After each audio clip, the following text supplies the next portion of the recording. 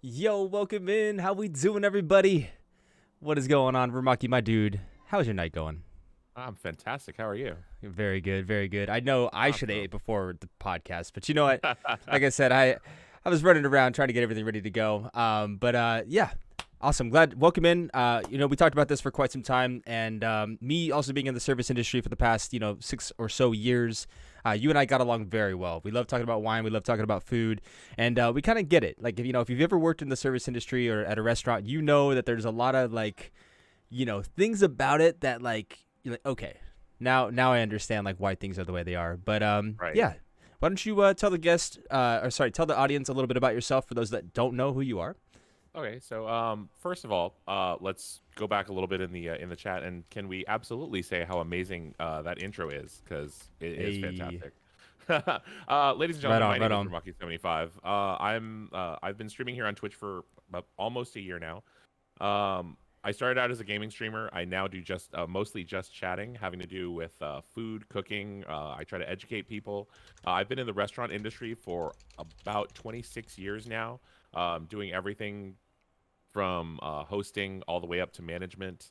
I've let's see, in 2018 I became level one sommelier, and I've worked with a number of amazing chefs. The last restaurant I worked at, I worked for somebody who had 3 James Beard Awards, and the restaurant before that, I actually worked with an executive chef who was on season 3 of Top Chef.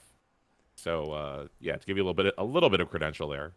So basically, what he's saying is he knows his stuff. So yeah, basically, if you love food, you're gonna get along with Ramaki very quickly. And even the first day I met him, I think you came in through a raid or something like that, and just I loved your presence. I made you a moderator pretty freaking quickly because you were just there was something about you that just spoke professionalism, but also this dude's really cool.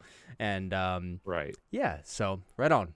So I guess we're kind of I'd also just real quick. sorry. I would no just I would just like to say that yeah, I do see you, food fam. Thank you so much for showing up, and I appreciate you.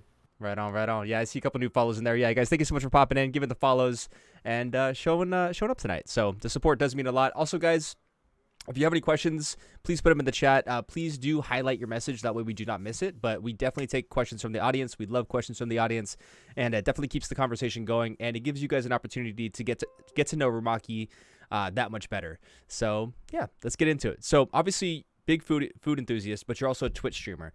I usually start off with this question, so I'll start off as I usually do. How did you get into streaming? How did you get into Twitch?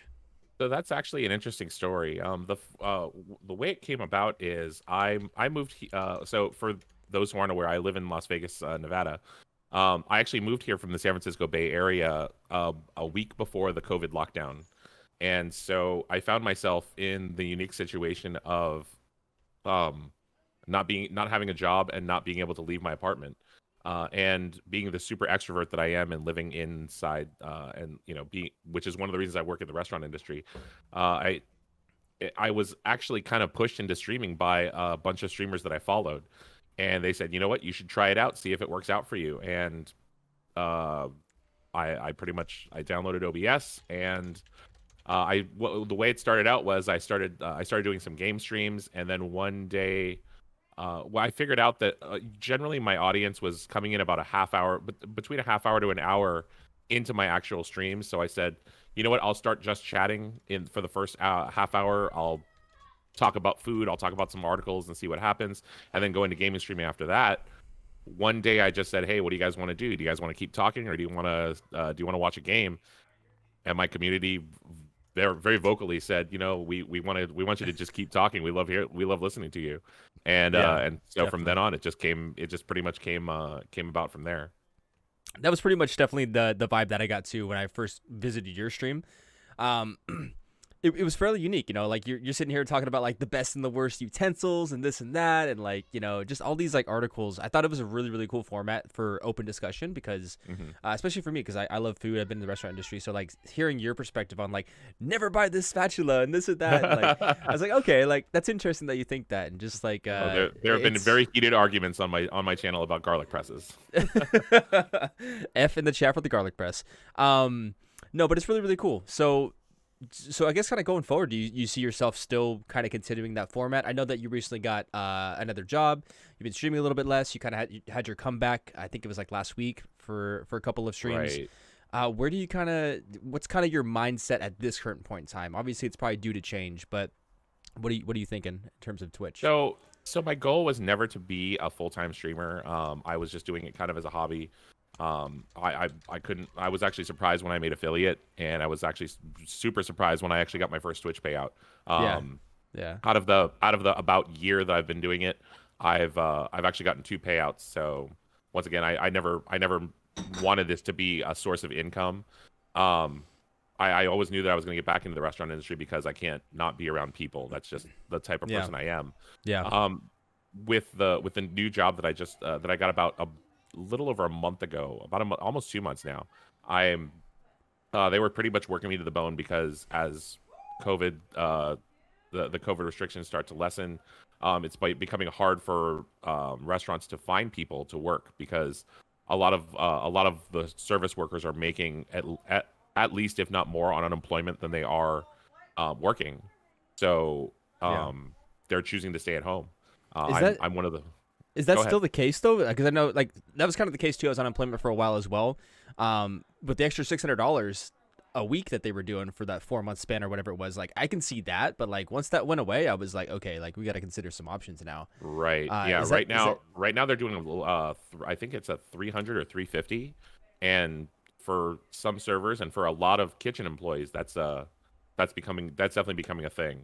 Where they are making about as much as they were while they were working as they are on unemployment. So they're just deciding to stay home, and it's getting to the point where I know there's a restaurant here in Las Vegas where if they hire you as a cook and you last I think 6 months, they'll just give you $1,000. $1,000? Yeah, I'm moving to Vegas. Yeah. Well, actually, that's what I was gonna ask as well, though. I guess like the cost of living in Vegas is a little bit lower, right? I mean, I know like Henderson and stuff like that. I know some of my family had moved out to Nevada because the cost of living is cheaper than say California. So is it cheaper like in Vegas though, or is it still kind of because you grew up in California? So like, how would you compare that? Sure. So to give a small comparison, I was the place that I moved from. I was living in a 3-bedroom house with my roommate, who was also my landlord. He owned the house. For the bedroom that I was living in, I was paying $1,000 a month plus split all the utilities. Here in Las Vegas, I have a 2-bedroom, 2 full bedroom, 2 full bathroom apartment all to myself. Obviously, I pay all the utilities, but that is what it is. But as far as just rent is concerned, I'm paying $11.20 a month. Okay. So basically, for $100 more, I live by myself and have okay an entire other bedroom. yeah. Trying to get that out in the Bay Area, you're probably at least $2,000. I'm thinking, depending on the situation. Probably at least 3. Yeah. So okay. So safe to say, yeah. Safe to say it's a little bit easier to live off of just unemployment out there. But yeah, out here in California, dude, like I said, once mine ran out or whatever the case may be, like I definitely needed to figure it out. And luckily, like Sure. Twitch for me has been fairly successful, but I still do my video shoots and other like side hustles and stuff like that. So it's expensive Absolutely. in California, as we do know. So we have Panda Bamboo asking to go off of that. Because a lot of people are moving from California to Nevada, specifically Las Vegas as well. I've been reading articles like in the past year and a half, the housing in Las Vegas, the housing market in Las Vegas has boomed by like 65%. So damn. I was very lucky to get in when I did at the beginning of when the basically California exodus happened. And but yeah, if I were to try to find something similar to what I have now, I'd probably be paying at least 2/3 more. Yeah. I think the California exodus has been going on for a long time. It just was Oregon and Washington. Now it's kind of Nevada. Right. You know what I mean? It's just like wherever they can go that's like close by. So, yeah, the cost of living is going up everywhere, obviously. But yeah, California and New York are definitely the top runners for you have to work 4 jobs to make it here. But that's not the topic of discussion at this current time on the podcast. We're going to talk more about cooking and stuff. So Panda Bamboo is asking, Rumaki cooking stream when? So there is a cooking stream in the works. Mike and I have actually been talking about how Yeah. to possibly make this happen with extension cords and webcams and tripods and what have you. Um, at the very least, if nothing else, shameless plug here. During RumakiCon this November, one of the streamers who is actually going to be here is going to basically be my camera person and be the camera person for a live cooking stream from the con as it were. Yeah. Yeah. Do you want to talk a little bit about RumakiCon actually, since we're on the topic? I mean, it's pretty much just so the whole way this started out was I have a streamer friend who when I moved to Las Vegas said they wanted to come visit me. That essentially went along the whole lines of Las Vegas, and then another person wanted to, and then another, and then another, and then it snowballed to the point where about 40 to 50 people said they wanted to come and visit Las Vegas. We all decided, you know what? Why don't you just all come at the same time? We'll call it a con, and RumakiCon was born. So RumakiCon is going to be Saturday, November 13th through Saturday, November 20th. And yeah, there are a lot of people who are making plans to come out here. And what's kind of on the agenda is like lots of cooking, a little bit of tourist activity, just kind of discussion, and just kind of general hanging out. Yeah. Yeah, well, most of it's going to be geared towards basically me hosting a food tour of Las Vegas. Nice. I've been curating a lot of restaurants that are not the touristy spots off the strip, out of downtown that are really good, and so people can get an idea of what good food in Las Vegas can be without having to pay an arm and a leg. Nice. There will definitely be a lot of cooking going on, and yeah, there's going to be one day that's dedicated to going out to the national park that's near here. It's called Red Rock. There's going to be some hiking. Yep. Yeah, and other than that, yeah, it's pretty much just going to be a lot of general hanging out and having a good time. Nice. Yeah, I've actually been to Red Rock, and it's pretty freaking cool. Not gonna lie.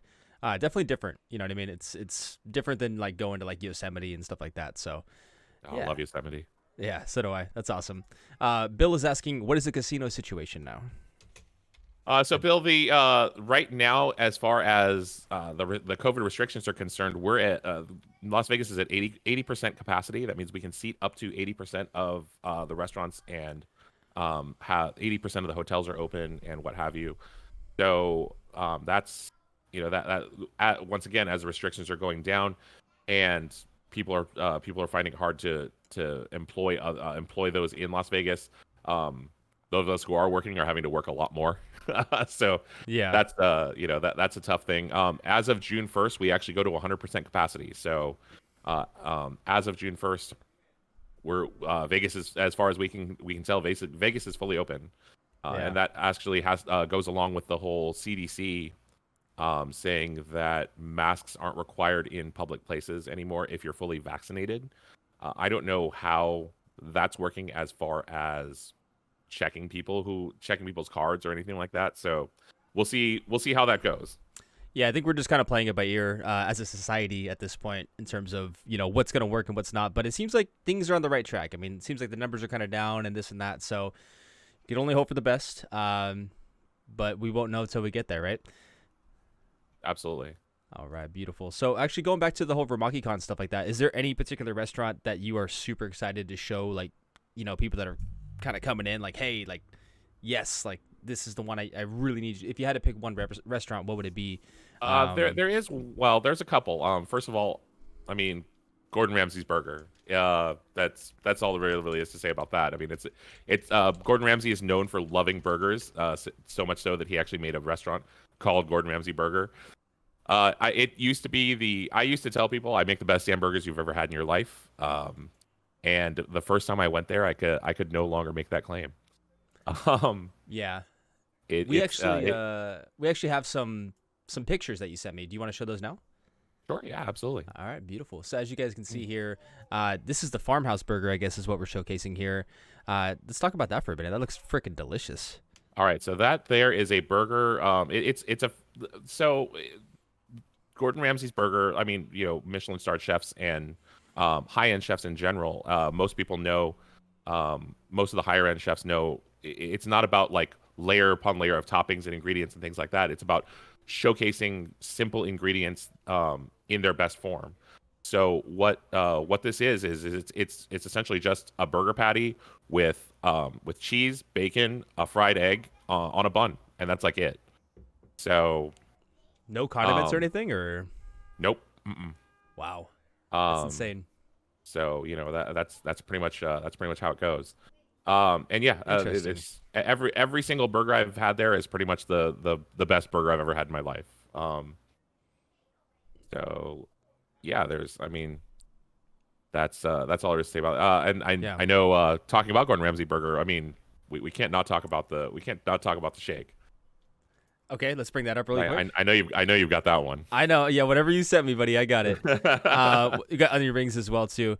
Let's go and bring that up really quick. There is the shake. Oh my goodness. So every time I show this to people, they always say, "Oh my God, what the hell is that?" That is actually a chocolate shake, and this is what blew my mind, with a vanilla bean creme brulee on top of it. And yeah, it's literally the best milkshake I've ever had in my life as well. So when I saw it on the menu, it was really one of those. I knew I had to have it.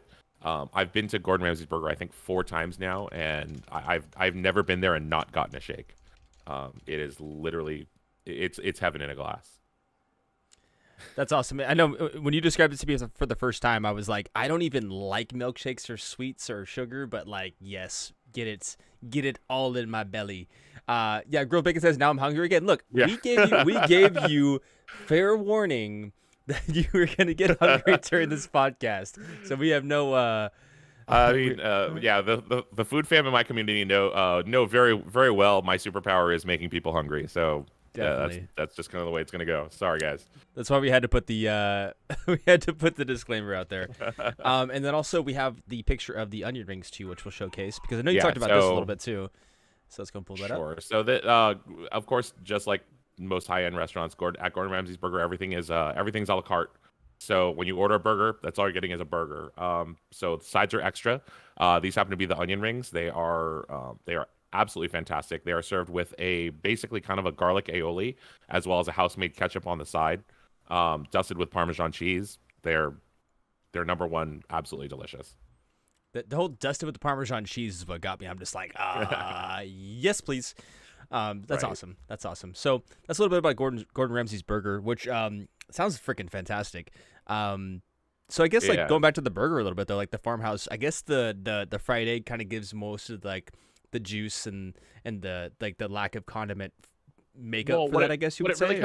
What it really comes down to, and what a lot of people don't, always kind of gloss over as far as a burger is concerned is beef has a lot of flavor. Beef, as long as it's got a good fat ratio. True. So a lot of times when people are eating a burger with all the condiments that they put on, condiments and toppings that they put on, you're not actually tasting burger. And so what's the point of having the burger in there if you can't taste it? And that's the whole concept of just simplicity and having just a few ingredients and toppings, so every single thing is showcased, where flavors aren't mingling. There aren't too many flavors going on where your taste buds and your brain aren't getting confused. So interesting. And like of course a burger a burger done cooked in a good style, with a good fat content and a good fat ratio is going to be juicy in and of itself. So there's no real reason, there's no real reason to have most chefs say the only reason to have anything like mayonnaise, and mayonnaise should really be like the only condiment you put on a burger. The only reason it should be there is to basically shield because it's got a fat content, it's going to shield the bun so that the juices coming from the burger don't make the bun soggy. That's interesting. I never thought about that actually. Yeah. Because I always thought like the main purpose, at least for me, for like mayonnaise or aioli would be to kind of add more like moisture, like to like kind of take away dryness of things a little bit. Right. But that's actually okay. That's good to know. Actually, but that's true too, because in terms of like fat content, because I used to work at a restaurant that they would actually put butter, like when they're making the ground beef, put butter in there as well. And that burger was just so juicy, so fantastic. Probably not as good as like Gordon Ramsay's per se, but it was damn good. It was Well, I damn mean, you know, good. the butter is going to impart flavor as well. True. But you know, and what they're probably doing is they're making up for the fact that they probably had something like an 80-20 or a 90-10 ratio. Yeah. Whereas you know, generally, if you go to someplace like Gordon Ramsay's Burger, of course, the reason I generally say he has better burgers than I do is because he can source better ingredients than I can. It's pretty much how it comes down to it. Yeah. Um, so you know, he's probably using something like a 65-35, Hmm. where you're getting a good amount of fat in there already. Yeah. Um, so yeah, it doesn't need anything. It doesn't need any of the other stuff. Interesting. Okay, cool. So we have Nami asking, would you ever want to meet Gordon Ramsay if you have not already? Uh, I have not met Gordon Ramsay, and absolutely that would be one of the things that would be on my bucket list. Gordon Ramsay is at one point held the most Michelin stars in the world. He is absolutely an accomplished chef. He's from what I know of him, he is literally one of the nicest people on earth. As long as he's not as long as you're not on his show or working in his restaurant. Got you. Actually, I would just, if I ever met Gordon Ramsay, I just want to be like, can you please just tell me to go fuck myself? Because like that's his style. He's like, No, fuck, no. fuck off. Like this If, is if you're gonna get insulted by Gordon Ramsay, it has to be the idiot sandwich. That's true. That's true. I mean, dude, if he ever saw me cooking in a kitchen, he would definitely insult me. Just saying, like, I'm not a terrible cook, but I'm not like great at all. But once again, So, that's the thing, right? Like if he ever saw you in a home setting cooking, like you wouldn't um he wouldn't rebuke you or anything like that. Like it's only when you're inside his restaurant and he's holding you to his standards where he comes off like that. There that's are plenty fair. of times Yeah. on a lot of his shows in the UK where he would go to people's houses and show them the like literal basics of cooking and have them do it, and they would screw it up, and he's very encouraging because he wants people to cook. He wants people to get impassioned by cooking. I love it. Yeah, he's definitely very passionate. Like, and kind of hearing his backstory too, is pretty interesting as well. So, Yeah, not a lot of people know that he was actually a professional footballer. yeah, yeah, he started out in sports and then went into cooking. So, it's pretty awesome. So yeah, Gordon Ramsay, if you're watching this podcast right now, come out to California and Vegas, and we'd love to get some time with you. But we have Panda Bamboo asking, what is the best Wagyu dish you've ever had? If you've ever had it, which I'm assuming you have. I haven't. Well, so Wagyu is an interesting term. Yeah. You know, well, first of all, nobody should ever have a Wagyu burger. It's absolutely a marketing trick to get you to spend more money for a burger.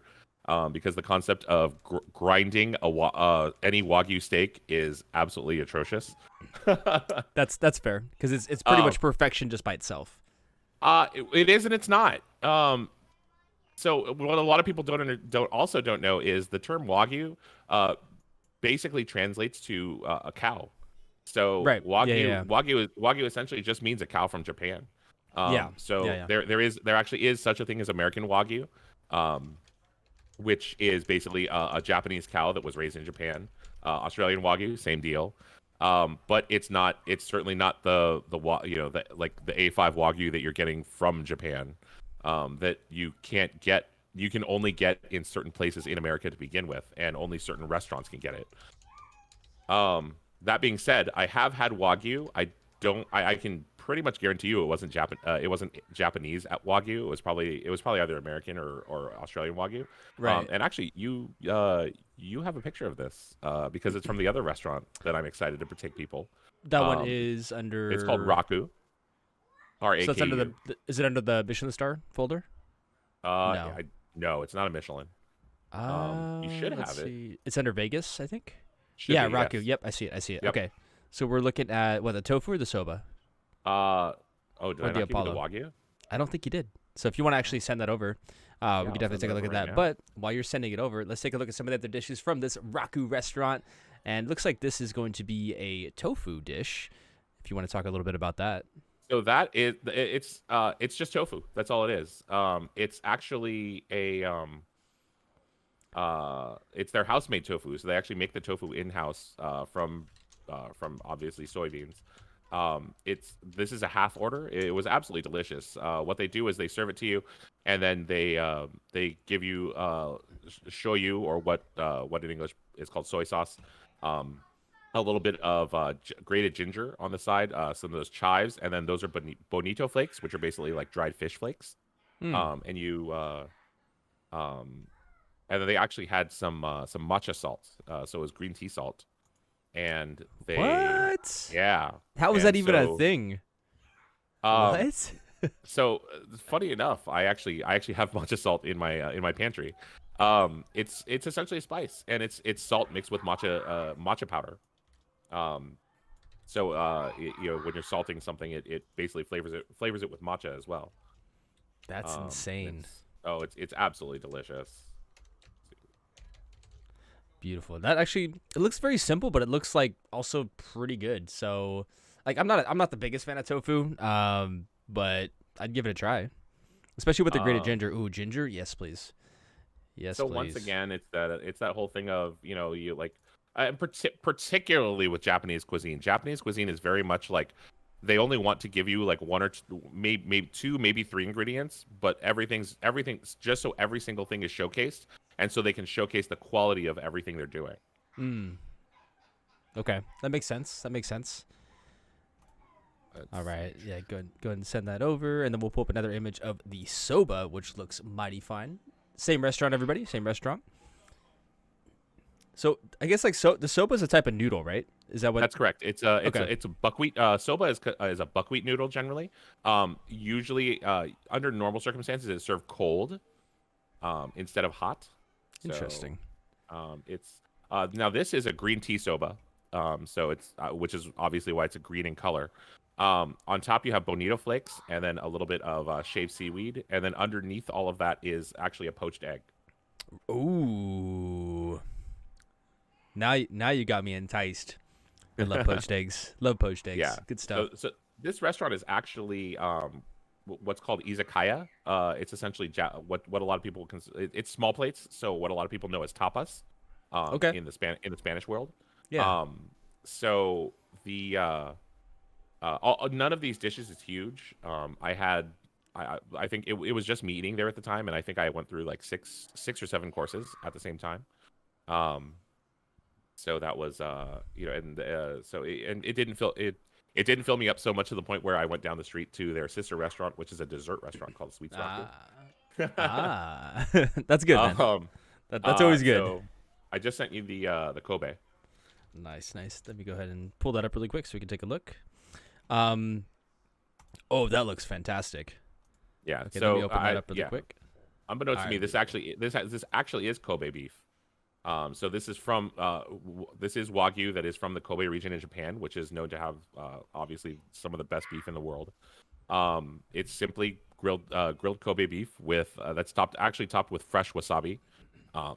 Once again, a lot of people for a lot of people who aren't familiar, wasabi. A lot of the wasabi you find at sushi restaurants and the like is actually essentially green horseradish. Whereas wasabi is actually kind of a rare, well, not really a rare ingredient, but it's a little harder to find, particularly in the United States. It's in the horseradish family, but it has a lot more flavor to it than just like kind of that burning heat. So if you ever get your hands on fresh wasabi, it's absolutely delicious.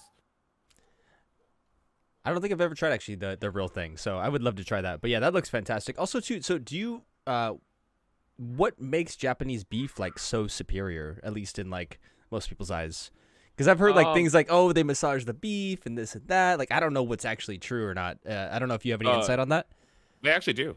They actually absolutely massage the cows. The cows are 100% grass fed. They are completely free range. They are never, they're as far as I can tell, they basically live like better lives than we do. Yeah. They're just like they're like not stressed out, so you don't get any of that like that adrenaline or anything in the meat, pretty much, right? Exactly. And you don't get a lot of the nearly as much muscle work, which as most people know, the tendons and the muscles are basically what make meat tough. So they live a very relaxing life, which basically makes the meat as tender as possible. And I mean, most people know the Japanese basically basically steal everything from other people's cultures and then refine it and study it to the point where they make it the best that they possibly can. Hence they have the square watermelons just so they can fit them in boxes correctly and so they're not wasting any space and stuff like that. So yeah, they basically took cows and said how can we make this the best possible thing we can, and then they did. That's awesome. Okay, cool. That's good to know. I don't think I've ever had like Kobe. I've had Wagyu, but like that could be kind of a, doesn't always mean like the Kobe or like the top Wagyu, but it was delicious. It was definitely tender and not too bad. So we do have another question from the chat here. We have Llama Bear asking, what is your favorite type of cuisine to make? What's your favorite meal? And is it your favorite to eat as well? So like, I guess it's a two-part question. What do you like to make? What do you like to eat? Is it the same? Let's hear it. Let's talk about it. My favorite. Let's see. Wow, that's actually a tough question. My favorite type of cuisine to make. I would say if we can consider seafood a cuisine, that would probably be my favorite. I guess it's like a type of cuisine, right? Like I well, guess yeah, it's more a type of food, but like you can make seafood in different cuisines as well, right? Right, like, exactly. So like in Spanish, you have paella. So what about it though? I love the fact that cooking seafood right is difficult, but it doesn't take a lot to make good seafood. Okay. All you need is good quality. All you need is a good quality ingredient, a couple of like maybe one or two other ingredients aside, and you're done. Usually, those other two ingredients are usually something like dill and lemon juice, and that's it. So that is true. Yeah, lemon and seafood, always a good call. Right. Excuse me. Do you have like a favorite seafood though, or is it just like I don't really care? Just give me shrimp, give me fish, give me whatever it may be, calamari, whatever it may be. Wow, do I have a favorite seafood? That's a tough one. Also, too, kind of going back, you said that's your favorite to cook, right? Was that also your Yes. favorite to kind of eat as well, or I guess that's kind of situational, right? It's very situational. But as far as my favorite cuisine in general, like if gun to my head, but more to the point, like if my absolute just go to mainly from affordability is probably American cuisine. Let's be real. Okay. Nice. Or Italian. I love to eat Italian. I love pasta. I love cream sauces, which isn't Italian, but still though, I guess Italian American would be the best to say as far as that's concerned. I think so too, because you go back to cream sauces. Honestly, one of my favorite dishes of pretty much all time, at least at this point in my life, is a chicken parmesan, right? So you have the traditional way of like the breading the chicken, the cheese, a little bit of basil on there, and the red sauce, but on the chicken, right? But the noodles are in a cream sauce, so you get that like kind of creamy red sauce in there, and it's a balance of like the fat and the acid. Then you get the salt in there, you get the basil in. Oh, dude, it's. But once again, completely Italian American. Exactly. Yeah. Not true to either one, but I think that's why I agree with you. Like Italian American. Right. Good stuff. Good stuff. Yeah. But don't get me wrong. True Italian is absolutely fantastic as well. Yeah. 100%. 100%. But who doesn't love a little bit of fusion and hybrid stuff here and there? Just without a doubt, of course. You take the best of both worlds and you make it wonderful. So we have we have Nami asking, Rumaki, what is your favorite 4-ingredient dish to make? So that's interesting. That's a little bit more specific. Wow, let's see. Hold on, I gotta count. I gotta count ingredients. Hold on.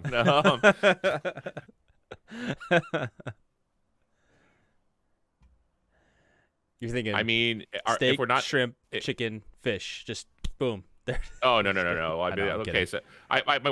so I have a go-to cooking dish that I love to cook when I'm looking for something quick and easy, and it's a Parmesan crusted tilapia. So what I do is I get a fillet of tilapia, and then in a small bowl I mix together Parmesan freshly grated Parmesan cheese, breadcrumbs, and a little bit of smoked paprika, and then just bread the fish in that. And as long as we're not counting like cooking oil as an ingredient, that's it. Like you just you crust the fish with that with the breading, and then you can either pan fry it on both sides, and it turns out absolutely fantastic, or you can bake it in the oven until it's got a nice crust on it, and it's absolutely delicious. Nice. That sounds really good, actually. Now, Llama Bear's asking, can you answer that question, but in 3 ingredients? Let's see, 3-ingredient dish. Technically, I mean, all right, if we want to go that route, super simple breakfast is rice, a couple of sunny side up eggs, and then you mix and mash that all together, almost into like a hash, but without the meat, and then pour in a little soy sauce to add salt and a little bit of umami flavor. Then mix it again, and you're good to go. Interesting. Awesome. Actually, that actually has another question for me, which I will ask here in a second. But we have another question from Panda Bamboo asking, Rumaki, can we start a GoFundMe for you to finally open up your own restaurant? I mean, I'm not going to do that, but if everybody else wants to, I mean, I'm certainly not going to say no. My dream is to eventually own my own restaurant. So if somebody wants to help me in that endeavor, I'm always willing to accept it. What kind of restaurant would it be? So I currently have business plans for about 11 different restaurants. The one that I've got kind of the most fleshed out is actually called Twisted Greens. It's essentially healthy food. My kind of tagline concept is healthy food with flavor. I love it. It's a little slap in the face for all those other wannabe healthy restaurants a little bit, huh? Right. Well, I mean, and that whole concept, like, there's so many people who feel like healthy food can't, has to be bland, or can't have a lot of flavor, or can't be good, and it absolutely can. I'm not claiming to eat healthy at all. Let's be real, but yeah. But I'm aware that can exist, and there's definitely a demographic for it. I kind of want to turn like the chain restaurant corporate on its head, and whereas a lot of restaurants have the whole concept of this whole menu of food that's like not good for you, not good for you, not good for you, but then has this small little box of of food that's like good for you and isn't really good, but doesn't really taste good.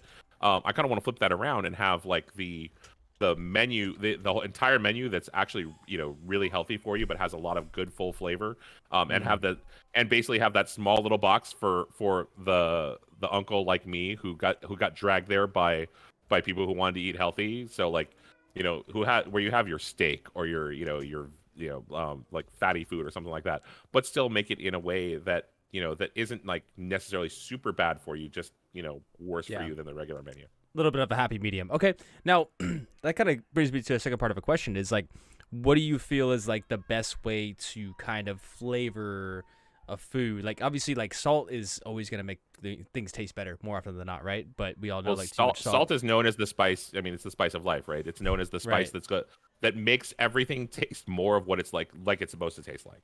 Exactly. Yeah. So outside of salt, if that was not your answer, what's kind of like your go-to ingredient to kind of spice things up, or at least like the top 3, I guess I would say? I mean, I like spicy. I actually like spicy food, not like super spicy, like Carolina Reaper hot or anything, but like around the flavor of like a jalapeno or something like that. What a lot of people, particularly people who don't like spicy food, they don't know that jalapenos actually have a lot of good like flavors to them. This is true. Yeah. As long as you can take that capsaicin heat. And particularly like I pickle my own jalapenos, so that takes a little bit of the spice away, but still brings that nice flavor. Yeah. But as far as like seasoning and spices, what I do a lot is I use stuff like smoked paprika, which adds a little bit of heat but has that nice smoky flavor to it. I've started using a lot of things that like one wouldn't necessarily consider. I have a green curry, basically a green curry powder, that I throw into a whole bunch of stuff. I've made green curry popcorn, and it was absolutely Ooh, delicious. wait, Um, what? Green yeah, curry popcorn? never in my life did I think that was a thing. And then I got this green curry powder, and I said, you know what? I'm gonna sprinkle on my popcorn and see what happens. And it ended up being really good. Really? Yeah. Okay, interesting. I'll have to give that a try sometime. So yeah, I mean, what I like to tell people is, look through, number one, find a good spice shop. Not Safeway, not like your local grocery store where the McCormick and stuff like that. Find a shop that's actually sourcing their spices and have good fresh spices. Store them correctly. But more to the point, like anytime you're cooking anything, go through your spice cabinet and see what's in there, and just throw things in there and see what happens. Like the worst that happens is it gets screwed up and you don't like it and you have to cook something over. That is true. That's the joy. That's the beauty and joy of cooking, right? Is like we can screw it up and it's no big deal. Well, as long as it's edible still, I suppose, or not. Honestly, if it's not, we fucked up a dish. It happens. You just make you make something new. You make something different. That is true.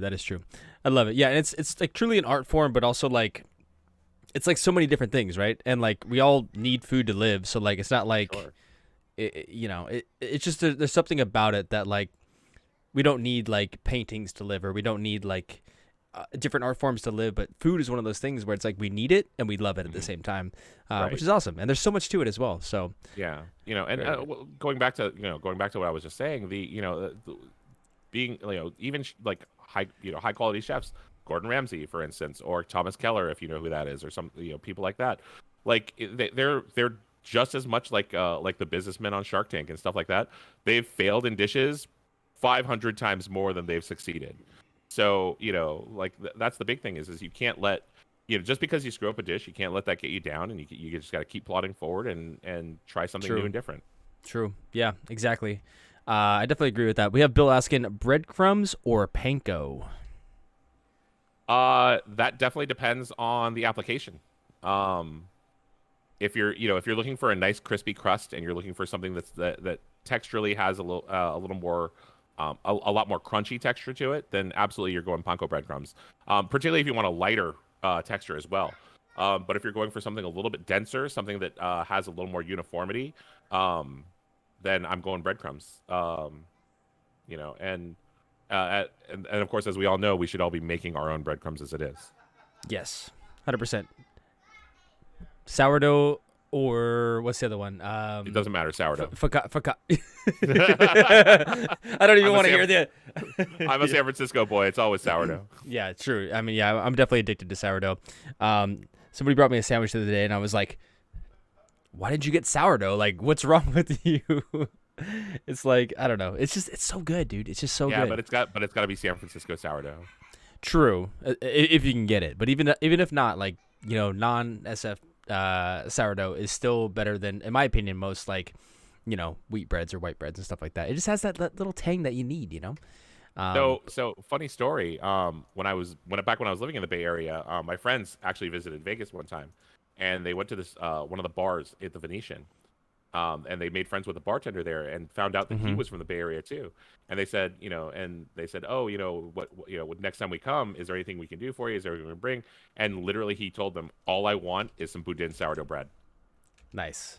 And so lo and behold, they actually got it. They came back to Vegas, and he was still working at that same bar. They saw him, and they just handed it to him and said, here you go. And he was like he was the happiest guy on earth.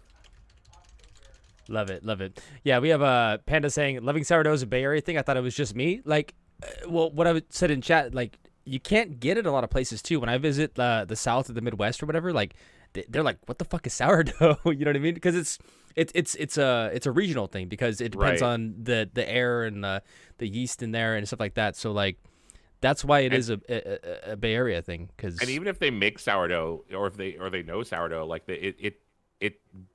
it tastes completely different. That's true. Yeah, definitely. So it's a climate thing. So that's why it is such a cultural thing out here on the West Coast and everything. Yeah. So awesome. Fun fact about boudin, actually. Boudin actually has their sourdough. People are familiar with sourdough and mothers. Their mother is actually valued at well over $1 million. Is over 100 years old. Really?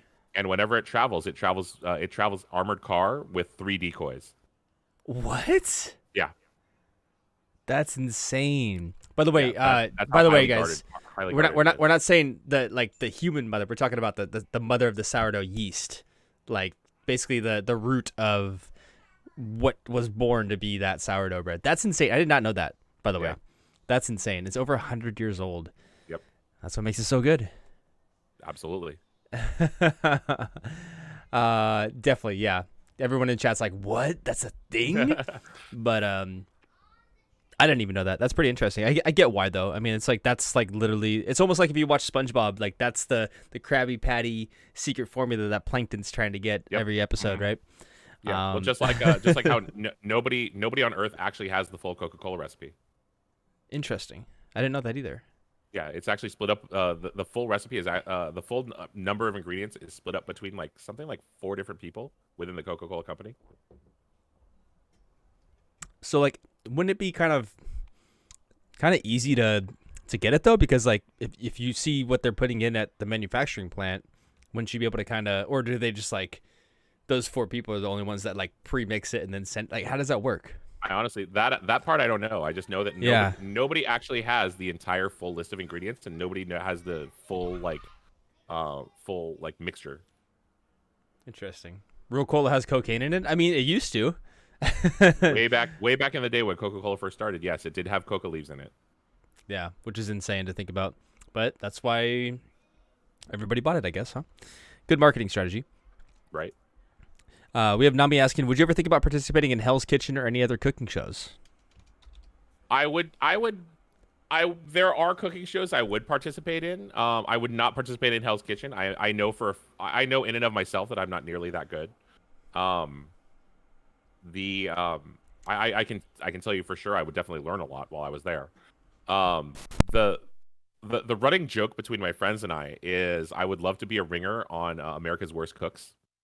I would love to go in there and just like at the very beginning have do things that were absolutely horrible, and then end up like being quote the most improved and get that $10,000. That's smart. Actually, it would be, except for the fact that my friends know me very well, and they've all said, and I agree with them. Particularly after watching a number of the like YouTube clips that they have. I can't imagine doing anything as stupid as these people are doing. And B, like my friends looking at me and say, "You would really willingly screw up a dish," and I have to tell them no. yeah. You just don't have it in your in your soul or your heart to do something like that. Yeah. You're just like this poor dish. We can't mess it up on purpose. I would. Yeah. No. At some point during the competition, I would easily give myself away. You just like I can't burn it. Yeah. My fingers won't let me. Yeah. Well, either that or I would use some technique that that would absolutely give it away. That's funny. So really quickly, and I know that a lot of these questions are dealing with cooking and things like that. I do enjoy cooking. I do love to cook. I just want to reiterate the fact that I try to tell almost everybody. I am in no way a chef. I have never been a chef. I was not trained culinarily in any cooking school. I have never worked in the back of the house. I have never old school thinking. A chef is the leader of a kitchen brigade. I've never done that. I pay high respects to anybody who holds that title of chef. Yeah. Which is why I will never use it myself when talking about myself. It has since my frame of mind has been changed recently by a chef who basically said that anybody who gets paid to cook is a chef. Okay. If you work a line, if you do prep, and you get paid to do these things, call yourself a chef. Have that respect for yourself. And so, but even so, once again, I've never been paid to cook, so I myself don't consider myself a chef. I'll Venmo you right now. I got you. Cook for me, and you'll be a chef. I'm just a guy who loves cooking. I love food. I love talking about food. I love selling food. And so everybody thinks that just because I cook very well and I love to do it, that I'm a chef, and I personally don't see myself as that. Well, I love the you being humble and everything like that, but yeah, there's many different perspectives about that. Like you said, you have the old school mentality of it. The chef that you talked about was basically like, nah, like this is fairly broad. That's interesting though. But I think at the end of the day, it's like if you know how to cook well, like the title doesn't matter. You know what I mean? The title doesn't matter. It's more about it's more about just like the skills. I like when somebody does use that title. I hold highest regard and highest respect for that title. Yeah, definitely. Okay, awesome. We have Llama Bear asking, what is the most bizarre pizza you have ever made or eaten?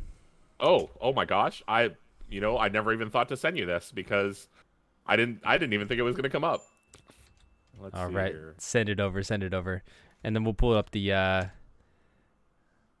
we'll pull it up on stream. But while he's pulling that up, guys, obviously this is Rumaki75. There is his link right there. Definitely go give him a follow. He loves talking about food. He does streams that are typically around food. So I know a couple of you here in chat also are in the service industry.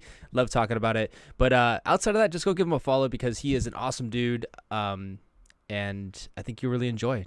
Like I said, super humble, super cool, super generous, and he deserves all the love. Cannot believe that I don't have a picture of it. And Llama Bear says that response. That's how you know it's good. Let's see it. That's funny. I mean, if nothing else, I have it on my phone, so I can send it to you that way.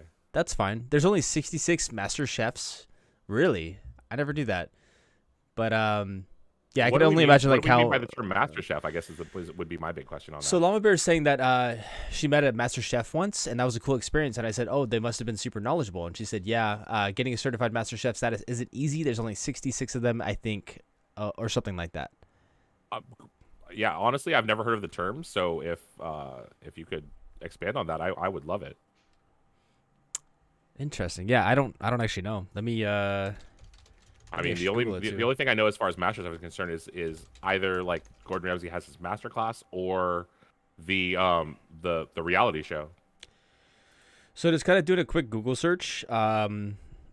Basically on the acfchefs.org says American Culinary Federation Certified Master Chef exam is one-of-a-kind opportunity, ideally for highly motivated culinary professionals. The CMC exam measures the sum total of professional experience against the industry's highest benchmark/standard. And basically, the mandatory requirements are a 30-hour wine course, 30-hour human resource management course, 30-hour advanced sanitation, 30-hour cost control management. So it sounds almost like more restaurant owner-esque, I guess. And it's very much an American thing. Right. That's why there's only 66. Okay, interesting. Yeah, I mean, either way, like it's just like anything, like a master somm, like just taking the time and dedication and passion to even seek out something like that, and knowing your shit, and knowing your shit. Yeah, exactly. So they have a take American code. Yeah. So it's an exam thing. So that's still pretty cool though. I mean, because again, just even knowing your stuff like that and just being able to perform is pretty awesome.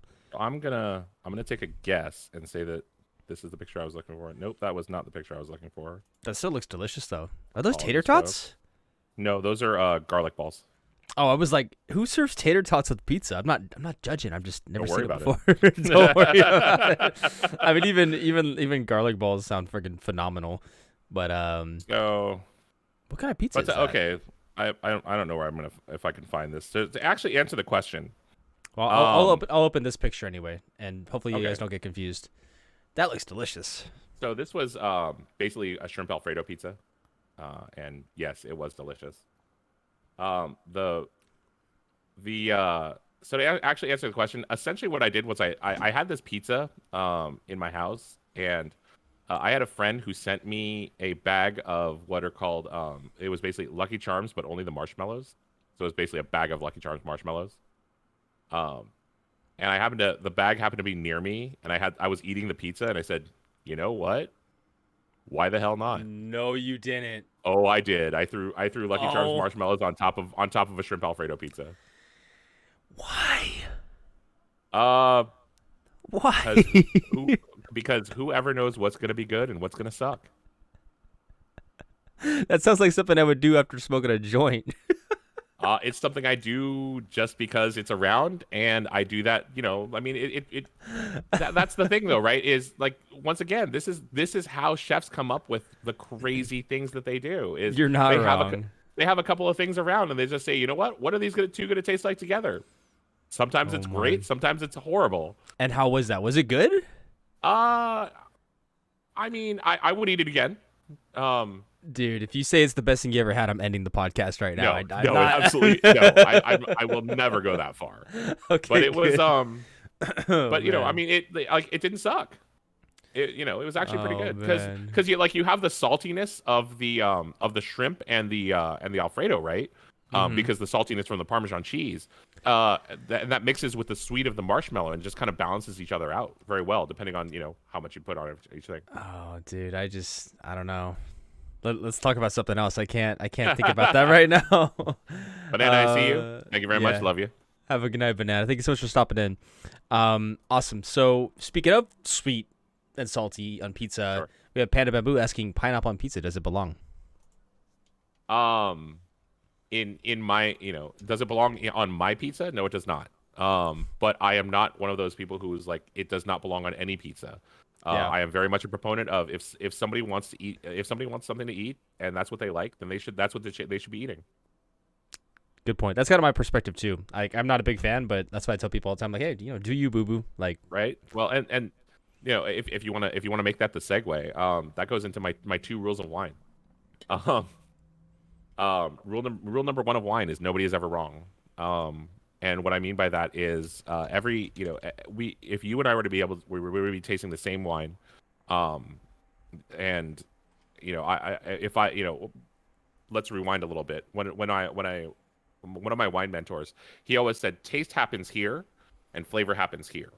And what he meant by that was, you taste wine with your tongue, but the flavors that you get from wine are all from your memories, are all from things you've experienced before. that's a good point. So for instance, if we're tasting the same wine and I say, oh, this tastes like a Bosque pear. If you've never had a Bosque pear, you have no idea what I'm talking about. But that's the flavor fair. that I'm getting. If you say, if you're once again, if you're tasting the same wine and you say, I taste Washington apple and I've never had a Washington apple, I have no idea what you're talking about. Who's right? We both are. So, like as far as getting flavors out of something is concerned, nobody can ever tell you you're wrong, particularly, with something literally as subjective as wine. So, and then my rule number 2 of wine, is, and as of course a sommelier, I tend to be a bit of a wine snob, and I know this in and of myself. But I always tell people, whatever you like to drink, whether it's $11 bottle, $11 box wine, or it's $250 bottle Chateauneuf de Pape, if that's what you want to drink, that's what you should be drinking. And nobody should tell you shouldn't be drinking that. I love that. I'm taking that clip and I'm putting it on TikTok. Like, here, who else is a wine drinker here? No, it's very true though, and like, we talk about like being a wine snob and even like stuff like that. Like, and I worked in the industry too, where like once you worked at a good restaurant too, and you're like kind of used to that culture, like it's easy to be like, well, why are you doing that? You know what I mean? But like you said, everything's subjective, man. Everything's subjective, Right. and Yeah. as long as somebody's getting enjoyment out of it, isn't that why we're doing it in the first place? Like, we go Right. to restaurants and stuff, or food and drink, and whatever we may do, pretty much anything in life, we do it because we enjoy it. And as long as somebody's happy, that should be the main purpose. Sure. And the main concern, I guess you should say. Yeah, and to go off of that, and like even I just said it, wine snob. I don't I don't like the word foodie. I don't like the word snob in general. I feel like the word foodie, originally it meant somebody, who was really into food, who knew who knew a lot about food and stuff like that. But I think a lot of the culture, particularly like the bloggers and things like that, have made like the word foodie, who have labeled themselves as foodies have made it very elitist. And I don't like that. Yeah. And so, I don't like, I never claimed to be a foodie. I don't like being called a foodie. I like to say I'm more of a connoisseur. which is what I use instead of snob as well. I had it was funny because I used to have a friend. Well, I have a friend, I should say, who's actually at Comey in Oakland, which is a 2 Michelin star restaurant right now. And I wish I could be there with him. But he he always used to make fun of me and call me a food snob because I don't like I don't like eating at certain places or stuff like that. And I always used to tell him I'm not a food snob. He says, well, prove it. And I said, I love Denny's and I love Jack in the Box. And he said, all right, that's fair. I mean, who doesn't? Especially when it's 3 in the Right. morning, nothing else is open. Yes, please. Oh, yeah, I'll take some of that right now in my life. And then I had another friend when I was visiting Tahoe, who lived in Tahoe, who was taking me around to their friends and saying, and every time they would introduce me, they'd say, "This is Dave. He's a wine snob," and I'd be like, "I'm not a wine snob," and she would always, and she eventually said, "Well, prove it," and I said, no matter what it is, if it's wine and you put it in front of me, I'll at least taste it. And then spit it out after. I'm just kidding. Generally not. Once again, fun fact: the reason that a lot of wine tasters, when they spit, the reason they do that is when they're basically going on like a wine tour and they're going through like super flights, which generally consist of like 15 to 20 wines. And the goal is to not get drunk. The goal is to get the flavors, get the nuances, get the taste. And if you're drunk, you can't do that. So they don't even when you spit, you're still getting a little bit of alcohol, but not nearly as much as if you actually ingested it. That's true. Yeah. So we have Llama Bear saying that she wants a wine that tastes like Washington apple now. Do you actually have any suggestions for that? Funny enough, I would actually probably suggest something like a Columbia Valley Riesling. Because it's a grape that's grown in the Columbia Valley in Washington State. It's going to be a little bit on the more fruit forward side. So but once again, it all depends on the winemaker and what they're doing with it. But the what it comes down to is the grapes. The grapes take on the characteristic of the soil that they're grown in. So if that soil hopefully that soil originally housed like an apple orchard, and so the grapes will take on a little bit of that. All right, well there you go. So Columbia Valley Riesling. So write that down, Llama Bear. Yeah, Columbia Valley is the region that the wine would come from. I unfortunately don't have a specific winery or a brand for you, but if you just try and find some Columbia Valley Rieslings, know that they're probably going to be sweet. They're going to be on the sweeter side. They're going to be almost like a dessert wine, if not a dessert wine. But once again, if you're looking for that fruit forwardness, that'll get you where you want to go. Yeah, actually, I do like Rieslings a little bit. Like I said, I'm not a huge fan of sweet, but like sometimes it's nice to have that, especially when it's like nice and cold. Good stuff. Well, then you need a dry Riesling. I like dry Rieslings. Yeah, there was one from New York. I forget the name of it, and it was delicious. I actually used to. Funny fact, I used to really not like white wine at all. But the last restaurant I worked at was very wine heavy. So like being able to taste a lot of different stuff, especially like stuff I've never tasted before, like I was like, I actually like this now. So I think it's I think as with food and drink, it's really about like not saying I don't like tomatoes or don't like this. Like it's about trying every spectrum of it. Because there is probably a version that you like. There are so many people who generalize. I don't like white wine. There are over 5,000 different varieties of white wine. How can you say you don't like every single one if you haven't tasted all of them? True. True. On the flip side, I don't like red wine. Really? Have you tasted every single one? That's fair. Because chances are there's going to be a red wine out there that you love. Yeah, that's a really good point. And that's actually kind of the fun part about being like a bartender or even someone in the service industry. Like for me, like when I was bartending, especially at a craft cocktail bar, which I did for about 3 years, like I loved seeing like if I could challenge myself to find something that somebody likes. Like not even like if they came and approached me like, hey, I don't like this. It was more about, hey, like, what do you normally like? Do you like this and that? And they're like, I don't know. I'm like, well, what kind of day are you having? Like, this and that. Like just so many different like questions that I loved kind of cracking down the root of like what their mind, heart, body wants, Right. And it was a lot of fun. Yeah. So the last restaurant I worked for, I worked for a high-end Vietnamese restaurant, and we had wines from all over the world that were selected specifically to pair with our food, and and we have a lot of we had a lot of people who, of course, coming from the Bay Area, buttery Chardonnays. That's what they wanted. That's what they loved. And we didn't have a buttery Chardonnay on our menu at all. But and or like there'd be people like, oh, I want a dry white wine. And it's like, okay, well, we have this Riesling. Oh, I said I wanted a dry white wine, and it's like, well, yeah, it's fucking dry Riesling. Yeah. And so what I would do, but then I wouldn't, like, a lot of times what I would do is I would say, oh, what kind of flavors are you looking for? What kind of wine are you looking for? And they'd say, oh, I'm looking for something that tastes like this or blah blah blah. And then I'd say, okay, let me bring you a few tastes, and then I bring them 3 tastes. I generally bring them like a dry Chardonnay. I bring them a dry Riesling, and I bring them like some other white wine. And they would and I would make them do a flight. They'd say, oh, what is this? You know what? Taste it first. We're gonna find out which one you like, and then I'm gonna tell you and I'll tell you what we tried. That way they have they don't have that block in their head of, oh, I'm gonna be drinking a Riesling, it's automatically gonna be sweet. Yeah. That's true. So, and 9 times out of 10, they chose they chose the Riesling, and I would and then they'd say, oh, I like this one the best. I said, really? You just chose the Riesling? And they'd say, wait, I thought Rieslings were sweet. Not all.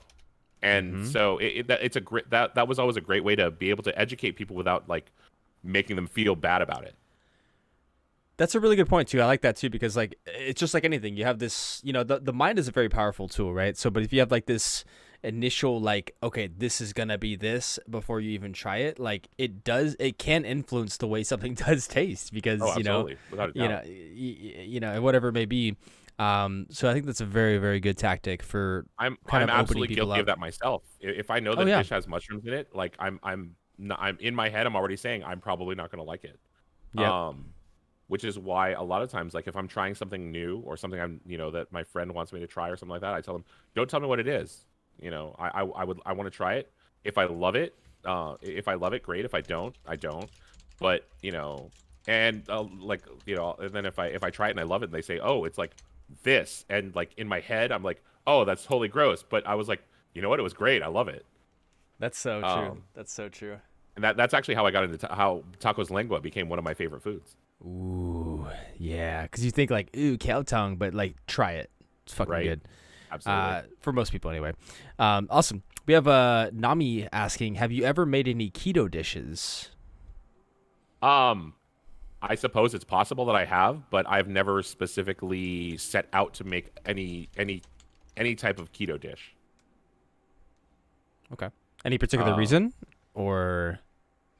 I cook what I like to eat, and if it, I don't care whether it has to do with like some diet or anything like that, unless it has to do specifically with something having to do with my health. And even then, sometimes I'm just like, fuck it, I don't care. That's fair. But but if I was cooking for like a group of people or like a bunch of friends and stuff like that, and somebody was like, oh, I'm keto, yeah, I would absolutely look it up and look up what that entailed and try and make something that fit into that for them. Nice. Yeah. Awesome. We have JD in the house asking, what is your favorite dessert dish? Ooh. Now you're getting into if you had to pick one. If I had to pick one, I would probably say my favorite dessert dish. Oh, I mean, it's definitely involving chocolate. Definitely. What kind though? Milk, dark, white? So this is another one of those things where I tell people I'm definitely a connoisseur. People ask me, a lot of people, you ask them the question, what's your favorite chocolate? They'll say something like Hershey's or Godiva or Ghirardelli. People ask me what my favorite chocolate is. I tell them it's 70% single origin Ecuadorian chocolate. The 70% generally is the percentage of cacao that's in the bar, and that's in the United States, anything over 60% is considered dark chocolate, but for me personally, anything under 70 is basically milk at that point. Single origin means that that all of the beans have been sourced from one farm, not necessarily even just a region, but the one specific farm. And Ecuador is, of course, is a country. So essentially, when I talk about chocolate like that, it's a chocolate bar where all the beans have been sourced from one farm in Ecuador, and there is essentially 70% of cacao beans in that bar.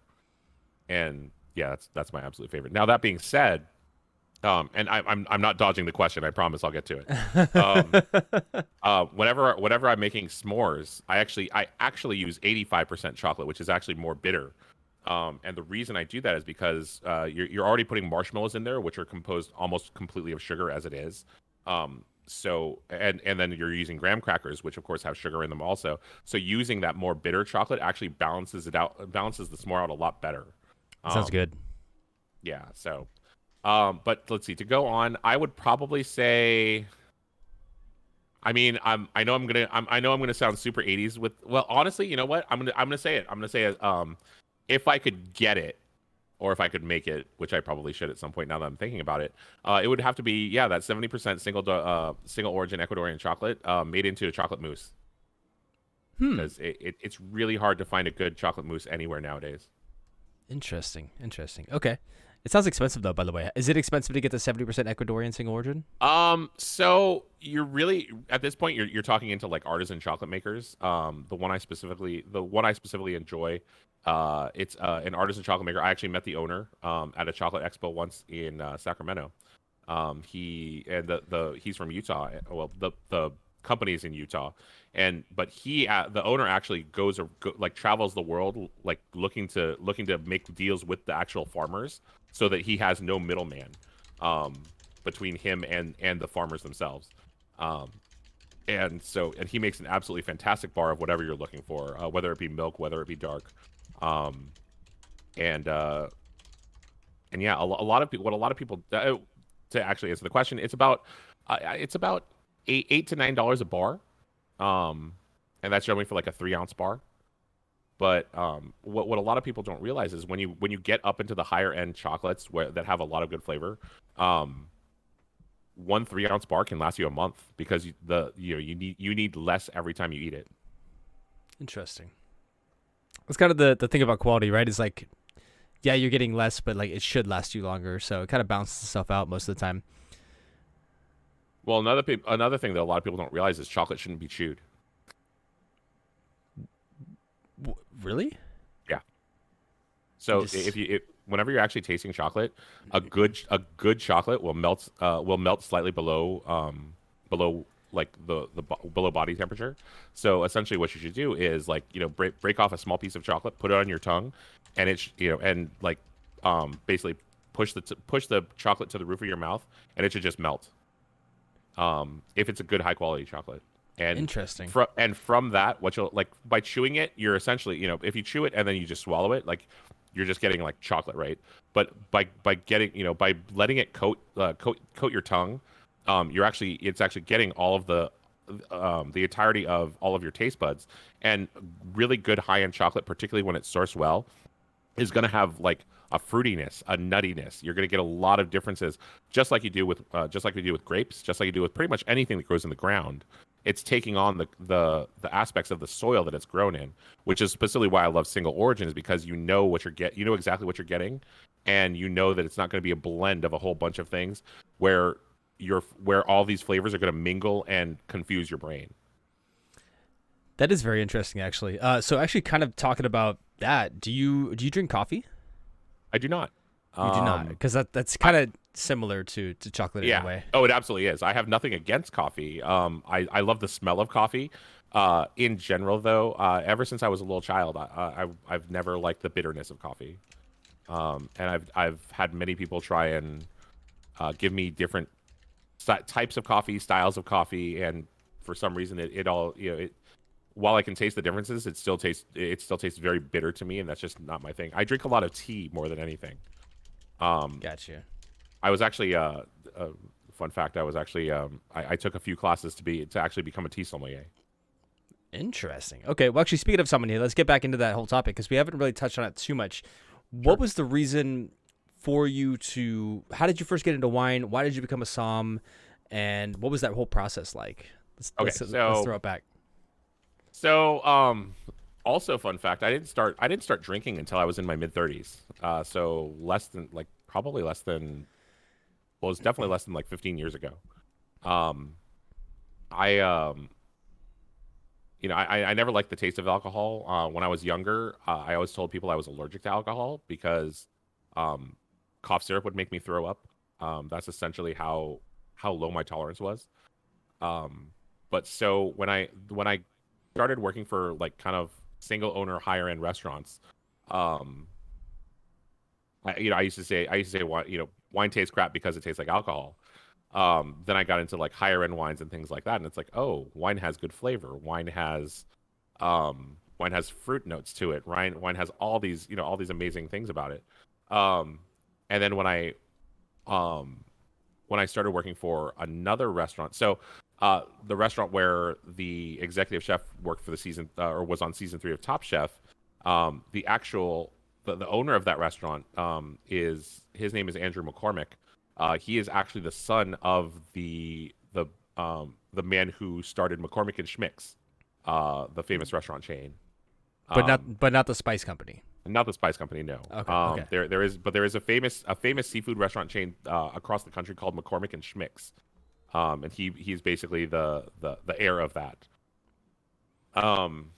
But so the general manager and the assistant general manager of that restaurant were both Somms, and so they would we focused very very heavily on wines, and we focused very very heavily on the relationships that we had with a lot of the wineries and the winemakers.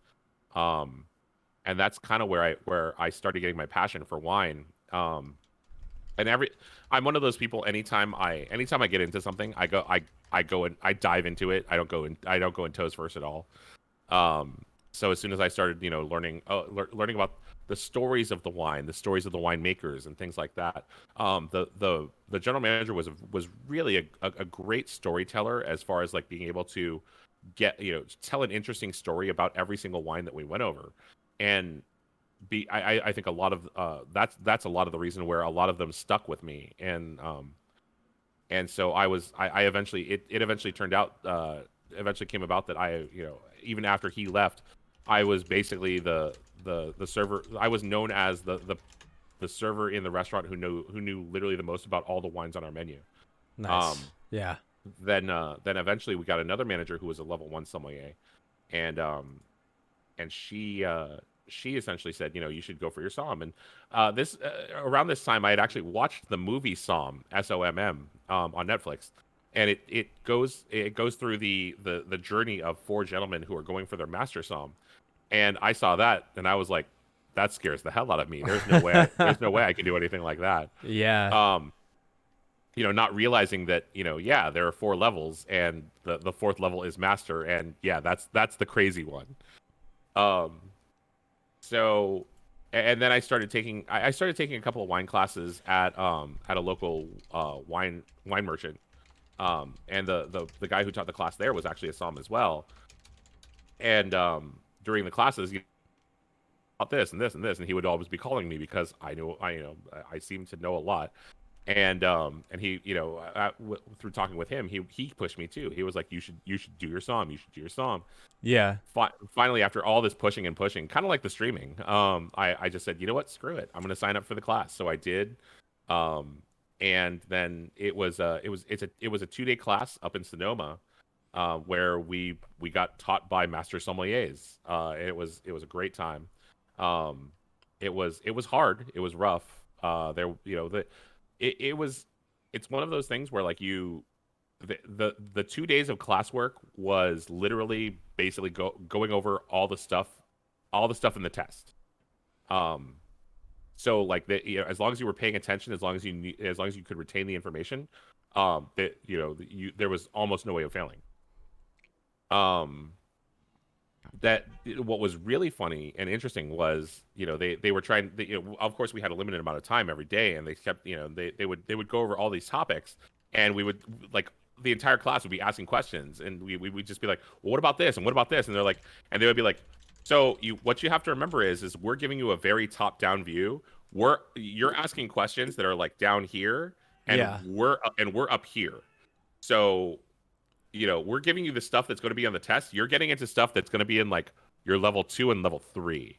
We can go into it in depth if you want, but we really need to cover these topics so that you can pass your tests. And so like we were like it was funny because the entire class was like hungry for all the information that we just didn't have time to go over.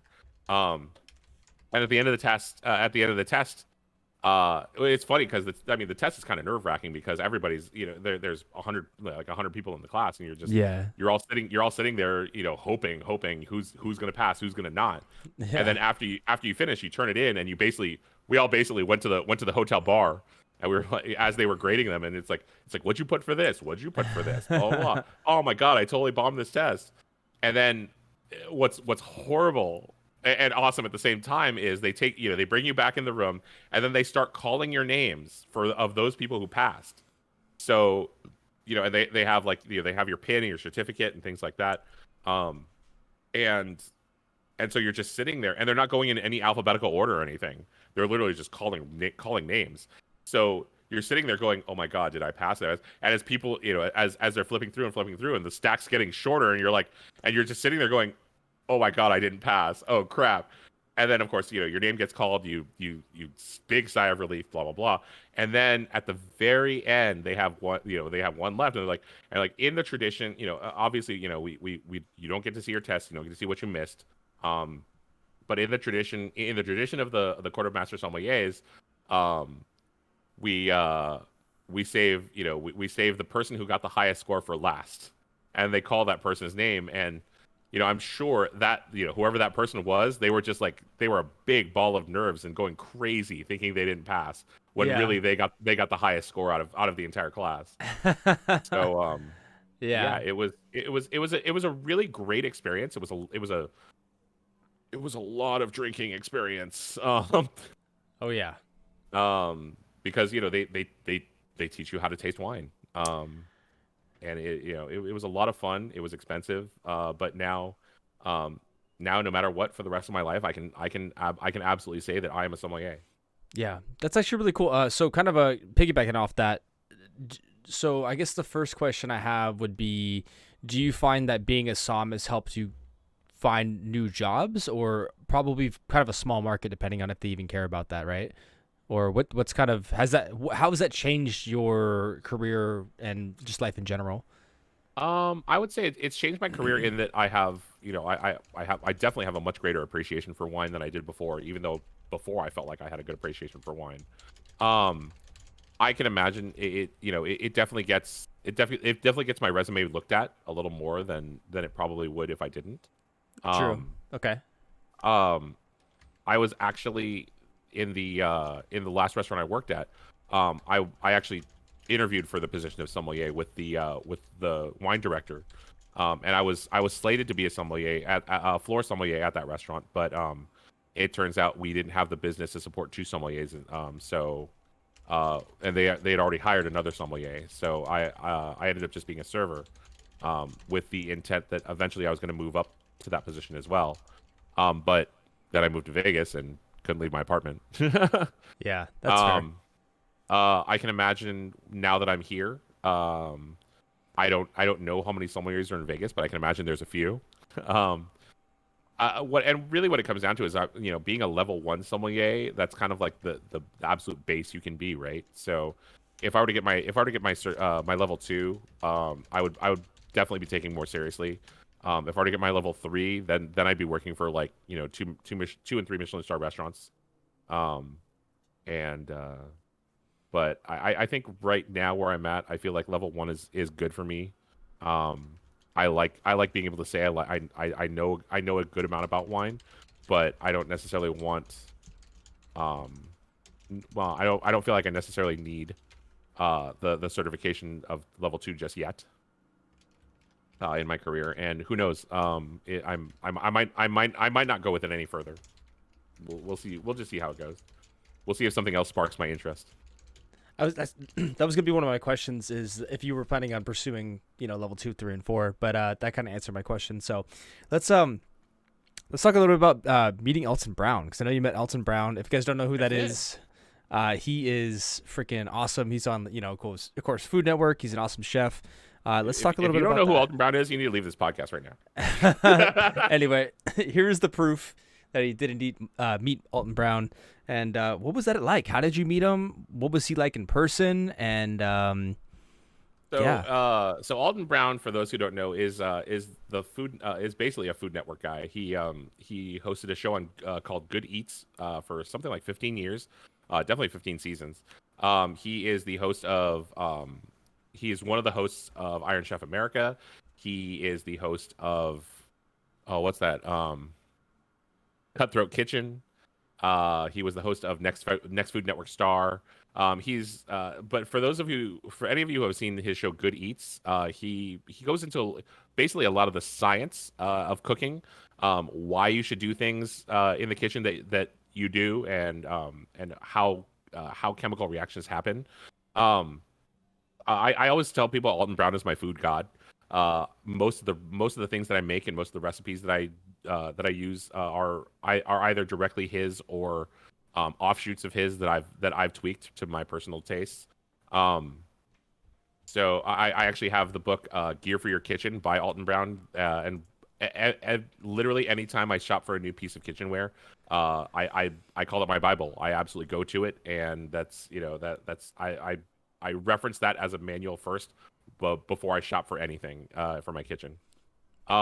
that's awesome. So yeah, so to talk about the meat, he was actually doing a book signing down in San Jose at Sur La Table, where for the book that had just come out called Everyday Cooking. It was it was amazing. Don't get me wrong. It was a little bit of a bummer because when my friend and I got in line, I was basically like, I saw all these people with bags and like stacks of books, and I was like, oh my god, like, what's he gonna sign? And the people who who were basically talking, the workers there were basically saying, yeah, if you brought it, he'll sign it. I was like, man, I should have brought my collection. Yeah, but awesome. yeah, but as it is, I got, I had bought the book, I bought the new book, so I had him sign it. It was basically just like a short meet and greet of, he signs the book, he says hello, he poses for a picture, and and then it's on to the next person. Once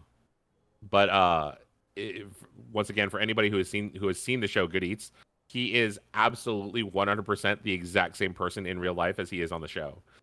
He's charming, he's funny, he's witty, he's fantastic. If you saw in the picture, I was actually wearing St. George Spirits t-shirt. They are a distillery in Alameda, California. Very good. They are famous for their gin. They were actually originally Hangar One, but they sold off and have recently been able to make vodka because they had a non-compete clause for 2 years after they sold. But that's neither here nor there. Anyway, Yeah.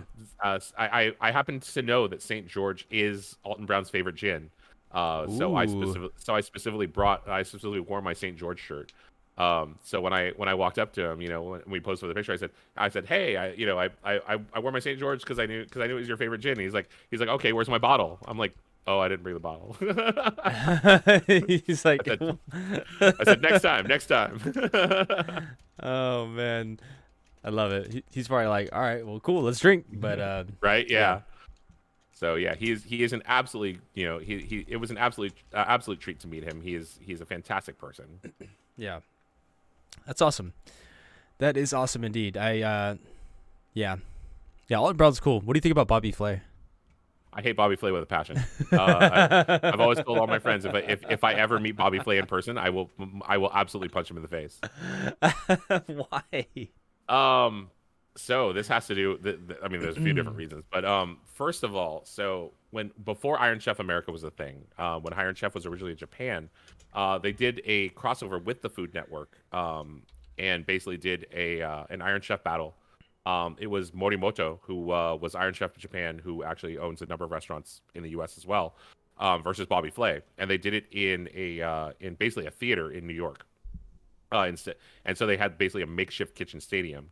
What eventually happened was, for one thing, Bobby Flay kept bitching that his equipment wasn't working, and basically blaming everything except himself. And of course but the kicker for me personally was the whole concept that, it's Bobby Flay, he's arrogant, I get that. What happened was, as the timer counted down and the big gong happens at the end, he had his assistants help him up the onto basically the counter that they had made with his cutting board, and and was standing up on his cutting board just doing the whole raise the roof. And then they cut over to Morimoto, and even he's saying like, that's so that's very disrespectful. Like, you don't, I would never treat my equipment that way, because of course in Japanese culture, like, your tools are your life. Your tools are Yeah. very reverent to you. And so and that, and yeah, I mean, we expect that out of Bobby Flay because he's an asshat. But then so then they did a rematch battle, and the people told him, they said, hey, like, this is what happened last time. It was very disrespectful that you actually stood on top of your cutting board, blah blah blah, this and that. And he's like, okay, blah, he's okay. And so 3, 2, 1, gong goes. He actually throws his cutting board on the floor and then gets his assistants to help him up onto the counter. Like throwing your cutting board on the floor was going to be better somehow. And does the whole raise the roof thing. And it's like, that's when I was really just like, I have no respect for you whatsoever. Yeah, that's fair. That's fair. To piggyback off of that, I have a very good friend who still lives in the Bay Area. She has a friend who owns a business in San Francisco, having to do with kitchen equipment. And what happened there was, Bobby Flay, when he was in the area, went to their company and said, hey, we want to use your equipment. We'll give you a shout out on the show, this and that. We'll plug you, blah, blah, blah. And so they wrote up their contracts and what have you. And let's see, he essentially returned all the equipment either completely dirty or broken. And then they got like of course the tiniest little plug on the show. And then in the even with the contract that they had, they never got paid. Damn. So yeah, after that I was just like, yeah, you know what? If I ever meet Bobby Flay, he's getting punched. I didn't know that, so we'll move on. Let's see. That being said, I've heard he makes decent food. Yeah, I'm sure he does. I mean, if you're gonna be an Iron Chef and everything, you kind of have to, right? I guess. Or it could all just be for show, right? Now that being said, there was a season. There were, I think, a couple of seasons of Iron Chef America that had a female chef named Kat Cora, who actually worked at who was the executive chef of a restaurant in Lafayette, California. Yeah. Which I'm sure you're familiar with. Mm-hmm. And when I was doing a little stint over at DVC, Diablo Valley College in Pleasant Hill, we actually toured the restaurant she was working for, and so I got to I got the class and I got one-on-one time with her in her kitchen, and it was absolutely fantastic. Nice. Oh yeah. We have some fans in the chat as well, so love it. love to see it. So my question for you, next question, is gonna be, what's your favorite meal of the day? Do you like breakfast, lunch, dinner, or anything in between? I would say I like lunch. Lunch is probably my favorite. Lunch. Yeah. Most of the time, what most people consider lunchtime is my breakfast. I'm sure you're familiar with that. Yeah. Which, well, I would say some of the time. Like, I generally wake up at about 9 o'clock in the morning, and I usually have some sort of breakfast. But yeah, lunch is probably my favorite, just because like you can do anything. You can literally do anything you want at lunch. Not to say like you can't do breakfast for dinner or what have you, but I think at lunchtime there's like, I would say everything's open, as far as restaurants are concerned, and because when you get into like late night, particularly like my dinner, I consider my dinner like usually around 11 o'clock at night, because it's after I get off of work. Mm-hmm. Yeah. There's not a lot open at that time, and I don't wake up early enough for a lot of breakfast places to be open, but they're usually still open by the time what we consider lunchtime to be around.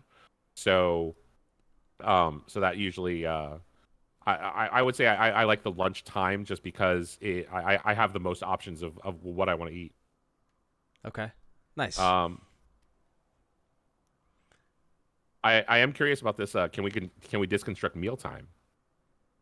I think as if like how 9 a.m. to noon is breakfast. Sure, yeah, no meal. Yeah, and I I think think that's what they're mealtime is referring to. arbitrary. Yeah. Can we look at how brunch is a social function more than anything? Uh, I would say yeah, brunch is definitely a social function. Because I'm usually either working when brunch is happening or something like that. So I've never been really able to.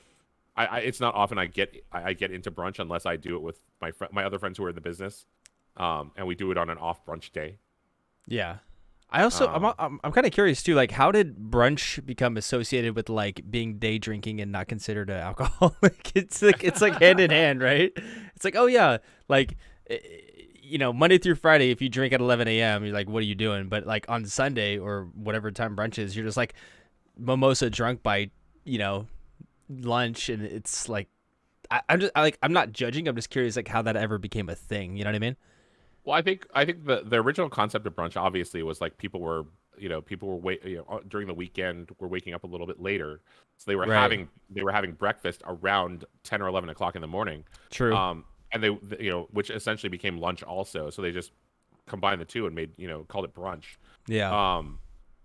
I think it's probably a very recent thing where that became where that essentially became a day drinking thing. Bottomless mimosas and mimosas, Bloody Marys yeah. and stuff. Yeah. Yeah.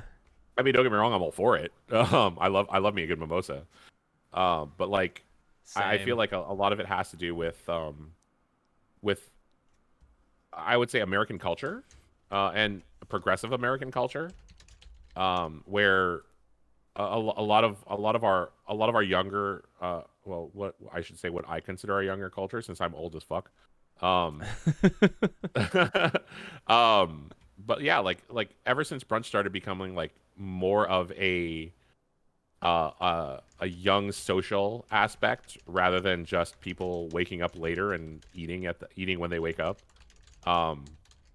That's when people started being like, oh, hey, we can drink while we do this. Let's, instead of having like, a mimosa with something I'm eating, let's just drink to our heart's content because we can on a Sunday. True. No, I'm surprised it's not more of a Saturday thing though, to be honest, because like you don't work Sunday the next day, so like you can recover from day drinking and stuff like that. But Sunday, most people go to work on Monday the next day, so like it's interesting that it's not on a Saturday. It's usually on a Sunday. But remember, Saturday night is when you're partying, which means you need the hair of the dog on Sunday morning. You know what? Valid point, my friend. Valid point. But yeah, so that's always interesting. Let's see. We have another question here. Okay, so let's go back into cocktails for a minute. What is your I already know the answer to this, but what is your what is your favorite cocktail? Now that's funny because that's actually the reason I was asking if Panda was still here, because I remember a couple of nights ago, and I haven't forgot, she wants me to sell her something. But yeah, I was gonna say my favorite cocktail is the Spanish G&T. I am a gin drinker by nature. All right, let's pull up that picture really quick. There it is, ladies and gentlemen. Heyo. So what this is a cocktail that was at the restaurant I worked at 2 restaurants ago. It actually there's actually a story behind this cocktail as well. The general manager who I was speaking of, who was a sommelier, he was on a gin finding trip in Spain, because Spain is famous for their gin. And the way he tells it, he went to this gin bar where they had like over 100 different gins, and where the servers actually were in like the old school uniforms with like the tassels and the shoulder caps and things like that. And he went up to the bar and he said, he saw this bottle and he said, "What is that? I want some of that." And so they brought it over to the table, and he talks about how like the way they present it is they serve it in like larger glasses. They actually and they serve it in what's called the Spanish style, which is actually 2 ounces of gin to 6 ounces of tonic, as opposed to like what more how we do it, where it's like almost even.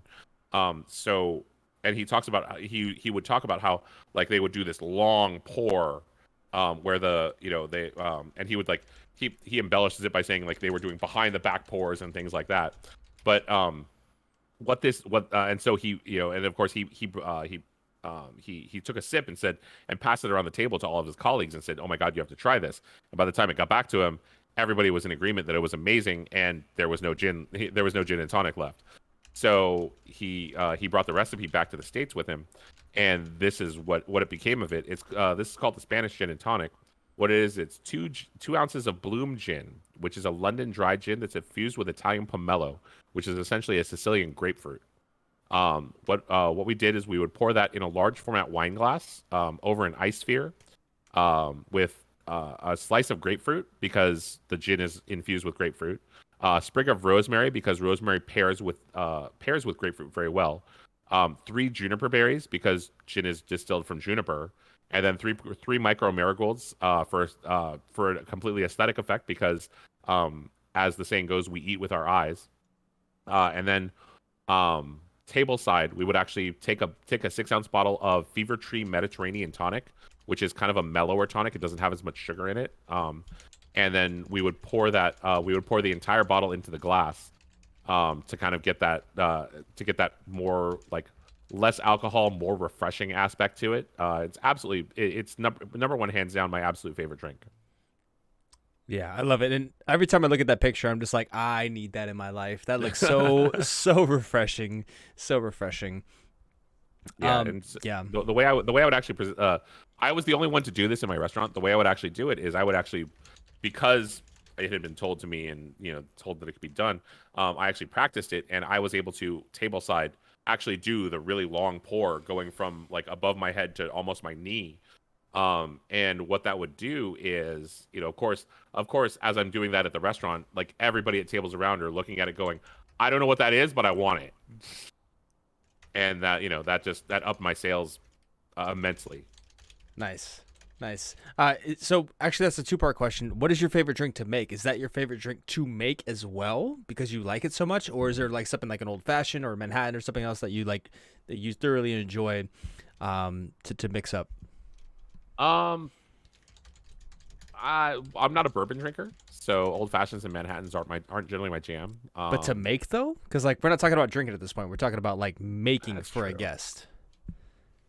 What did I love? So our version of the Moscow Mule was probably my favorite to make. We actually did have the completely copper cups instead of the copper line cups.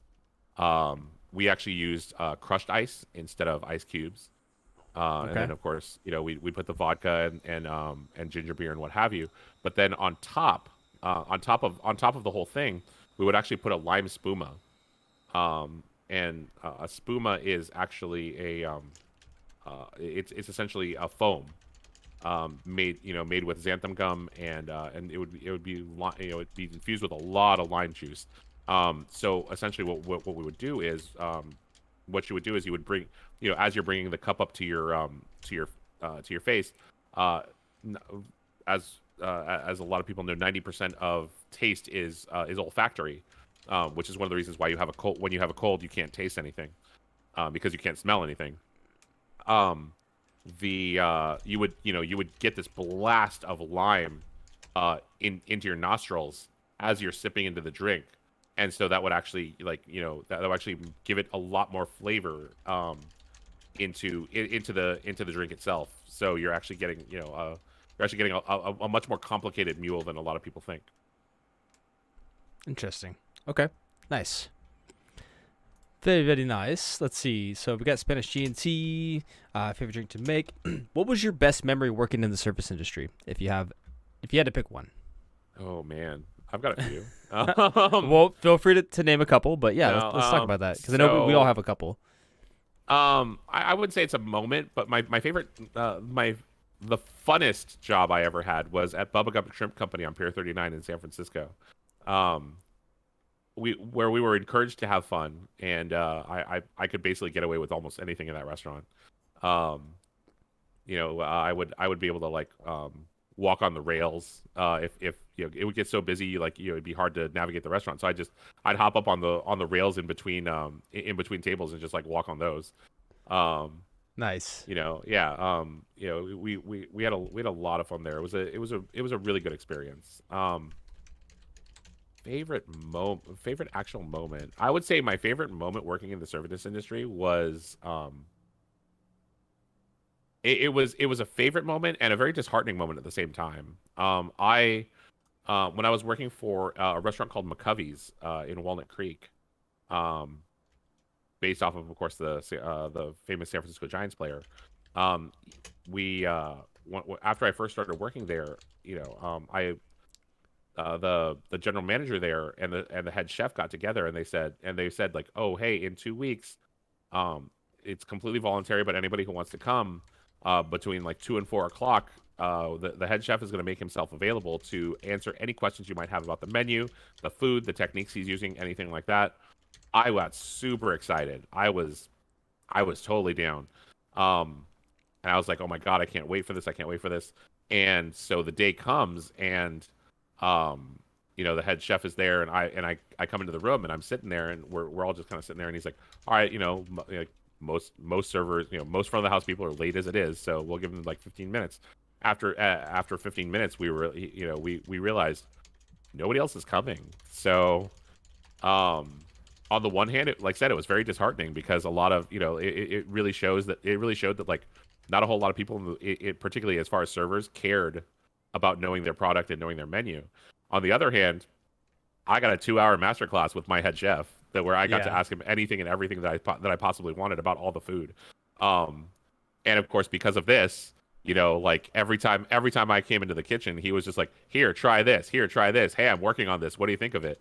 Not that I became really a chef's pet, but it was really just kind of this whole like, he knew that since I was interested, I got all the little freebies. I got all the little knowledge, the knowledge drops of, what's, this is what I'm working on, or, hey, like I'm working, I'm doing research and development. Tell me how this tastes. And that's been that's been the case with a lot of the head chefs I've worked with. They realize that even though I don't work in the back of the house, I have a real passion for knowing my menu and having food knowledge. So they both A, impart me with more knowledge, and B, I end up getting free meals, free food, and all sorts of free, little freebies from the chef. I think, I mean, like, it's a lot like most jobs, especially of that caliber. Like, I think that they really appreciate when people actually care about like what they're putting out. Like, especially the mom and pop that I worked at. I mean, it was like a 10-table restaurant, and it was really, really small. But everything was like literally 95% of the ingredients, including the bar, were all house made. So we'd have these meetings and stuff where like if there was a new thing on the menu, we'd all sit down, we'd all try it and this and that and ask questions and whatnot. And you could tell like there was a lot of passion that was involved with it.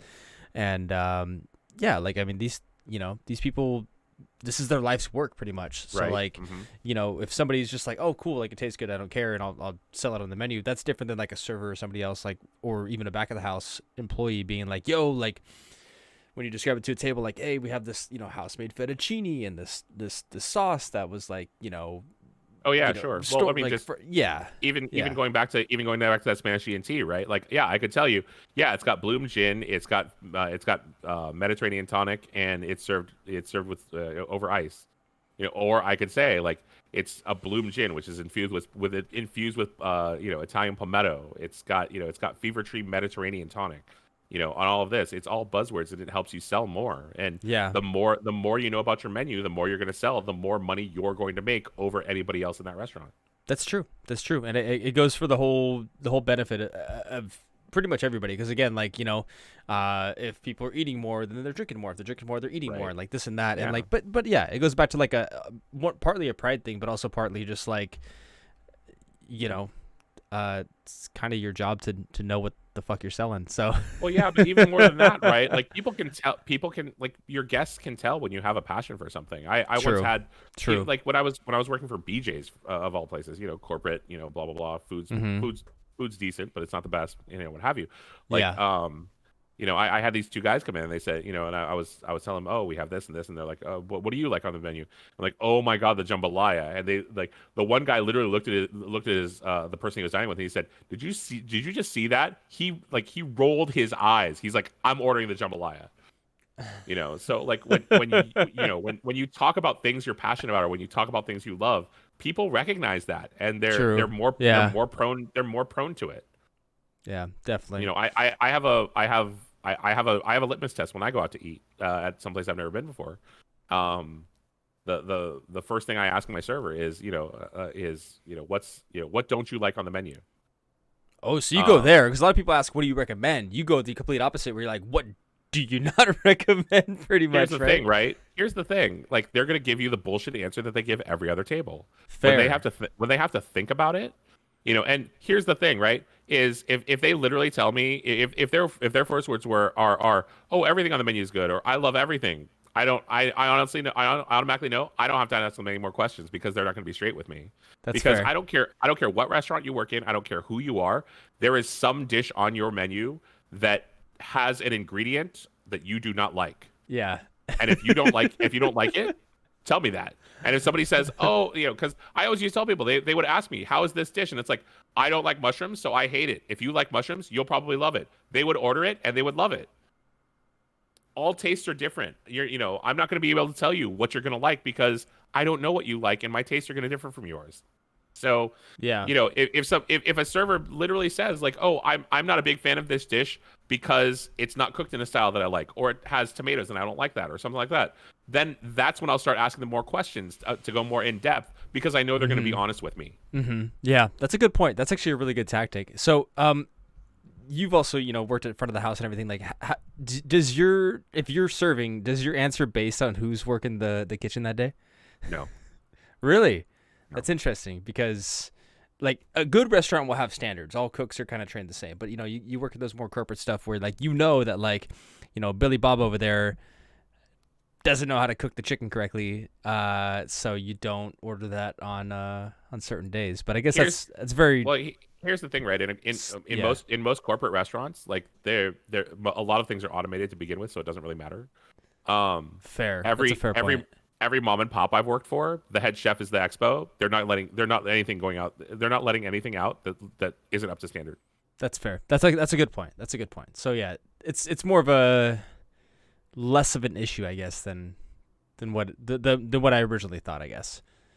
So I like Ice-T's question. What about when your customer introduces themselves back to you?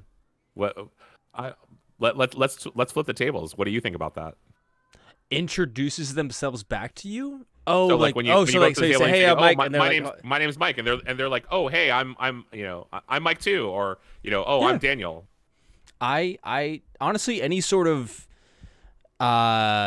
interaction with the customer or guest, as we call them, outside of just like, hey, this is my order, fuck off, I like it. You know what I mean? Because I'm like you. I'm genuinely a people person, where like I want to know what's going on in their lives. I want to know, like, that's why I say like I tailor their drinks and their food to not only their taste, but like even like kind of their mood or their season or whatever it may be. So I like it. I appreciate it. So to play off of that, I absolutely adore it. Anytime a guest tells me their name after I've introduced myself, and I've also worked for restaurants where we weren't supposed to introduce ourselves. Why was that, by the way? Sorry to cut you off. No, not at all. Because like we're working as a team, right? It shouldn't matter what my name is, because literally any single server in the entire restaurant will be able to do anything you need for them. So you should be able to call over anybody, not just me, to help you with whatever you need. So there's no reason to, there's no technical reason to know my name unless you're genuinely curious as to who I am, and you're asking questions about me, as opposed to how do I get your attention. I understand that, but I also don't really like that, because that seems very cold and mechanical. In a way, I get the premise behind it. But on the flip side of that, haven't you been to every single restaurant where it's like, welcome to blah blah blah. My name is John. I'm going to be your server. And then you go to the next restaurant. Hi, welcome to blah blah blah. My name is Sandy. I'm going to be your server. Hi, welcome to, and it's like it's literally every single restaurant. And then the other thing is another restaurant I worked for. We had name tags. So the concept was literally like, you don't need to tell them your name. It's on your shirt. It's so subjective though, because like I know, for example, like is. But here's the thing, right? Here's the thing, right? Is if I don't tell you my name and you genuinely want to know it, you'll ask me, and that sparks a conversation. Yeah, See, it's hard to comment that because like I said, it's so situational. Because there's like I said, there's literally people that come into the restaurants and they're like, I don't give a fuck how your day is going. I don't give a fuck what your name is. I want my food and I want a fucking dip. Like, don't even talk to me. Don't even try to make conversation with me. And then again, there's those people that are like, hey, like, what's your name? This is my name. Like, how long you worked here? This and that. So like, I guess it's hard to really have like a one trick pony in terms of like that. But I understand each situation and why you would do it. Yeah. At least well, as I would say like I've worked in a restaurant where we weren't discouraged from saying our name, but it wasn't like yeah, we don't want to be like every other restaurant. Don't there's no need to say your name when you greet the table. Okay, so this is interesting too. So Nami's saying it's like that when you go to fast food jobs. That's kind of interesting too because at the same time, like imagine you pull up to Jack in the Box, you're like, welcome to Jack in the Box, how can I take your order? Like that just feels more like cold to me than like if you were I get your point of like most sit-down restaurants are like, hey, I'm your server today, this is my name, blah, blah, blah. But, like, I prefer that, though. It's like, in a way, I don't know. And that's fine. It's so situational. Nothing wrong with that. Yeah. But like I said, that's the thing, right? Is if you want to know my name and you ask for it, that actually sparks an actual conversation rather than me just saying, oh, my name's Dave, I'm going to be your server. And then there's really not much to talk about, right? Other than what's your order? Yeah. And more to the point, if you're asking for my name, that means I know for a fact that you want to know, that you're actually curious, and so I'm probably going to open up more to you. Well, here's the thing though, because the other side of that coin though is that like, when else do you want to know somebody's name? When you want to file a report against them, like, oh, hey, what was your name? What I need to speak to management. Like, you know what I mean? But that's generally not going to happen. Right. Like the first time I come to the table. Right. Exactly. When the first time you come to the table. But by the way, boop your camera. Oh, thank you. Appreciate it. Oh no, I missed it. But no, we're good. So I don't know. Like, we all have our preferences, but like, I guess it's more like situational and subjective and that whole sort of thing. But because instantly when someone's like, oh, like, what was your name? Like, you know what I mean? Like you kind of like are. It's more of like a.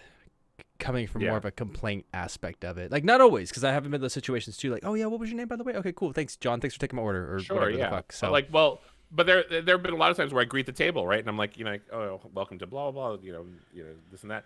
Can I get you something to drink? Can I start you off with something to drink? Can I get your, would you like to get some appetizers? And then before I leave the table, they're like, oh, and what's your name? And it's like, oh, my name, my name's blah, my name's blah blah blah. And then like the next time I come back to the table, we can actually get into a conversation as opposed to. But yeah, like totally, like if somebody's asking at the end of the meal, then that's when you gotta be like, why?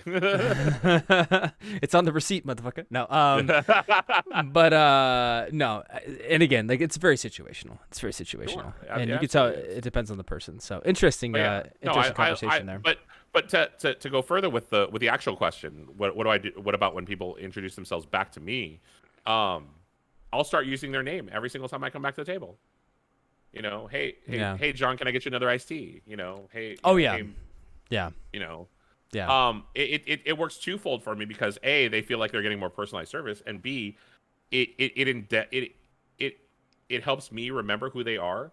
Yeah. If they come in again, the next time they come in, and if they sit in my station again, I'll remember them, and I'll be like, hey, John, I'll walk up to the table and be like, hey, John, how's it going? How's your day been? Welcome back. Can I start you off with an iced tea like you got last time? Yeah, remembering orders is great, but actually going back to the name thing is like, it's actually scientifically proven that hearing your own name releases like endorphins or dopamine or whatever the fucking chemical is in your mind. So like, there's that too. That's why anytime somebody pays me with a credit card, I always bring it back to them and say Mr. or Ms. whatever. Yeah. Because people when you use somebody's name, they tip more. It's psychology. The other details. Thing, funny, little interesting story to go off of higher tips is when I first started working for BJ's, and they don't enforce this anymore. But when I first started working for them, they said, hey, we don't say you're welcome. We don't say of course. We don't say no problem. We say it's my pleasure. Whenever somebody says thank you, no problem. If you say something like no worries or no problem, that indicates that there might have been a problem to begin with, and that's negative in people's heads. True, that's a good point. So and of course, they probably did like scientific research and blah blah blah and this and that. But I was actually working at another job at the same time, and I was making like the normal like 18 to 20% as it was. But because I wanted to get in the habit of saying it, I started saying it at the other restaurant I worked at, and I saw my tip percentage go up. I said, Yeah. damn it. And that's what I said, damn, it works. Yeah. No, it is true. And ever since then, to this day, I don't say you're welcome. I say it's my pleasure. Even when I'm walking down the street and somebody like, and I hold the door open for somebody and they say thank you. It's just so ingrained in my head now. I just say it's my pleasure. Yeah. That's a good point. Like all these like little minor details that like you don't consciously think about. It's like subconsciously. Right. Absolutely. And that's what's cool about the service industry too, is that it kind of helps out in different aspects of life too. Because if you're not quote unquote forced, I mean you're not forced because it's your job, but you can quit at any time. But like or getting in the habit of these things, like these little, phrases or sayings or acts of kindness or whatever it may be, like it could genuinely like improve relationships in your life too, depending on like how conscious you are of the way that you speak to other people and everything. So sure. Now another story going off of like just kind of shadowing everything we've talked about. I actually I worked at a when I was working at a restaurant, I had this couple who came in, and they ended up, they had dinner and what have you, and I was just serving them like I normally do. And I asked them if they wanted dessert, and they said, no, we're going to go over to Lord's Ice Cream, if you're familiar with Lord's Ice Cream, because if you're not, you need it. It's a Bay Area company. So they said, we're going to Lord's Ice Cream. I said, oh, I love Lord's. Like, they said, oh, what do you want? What can we bring back for you? I said, oh, a peanut butter shake, chocolate peanut butter shake, just because it's what I like, right?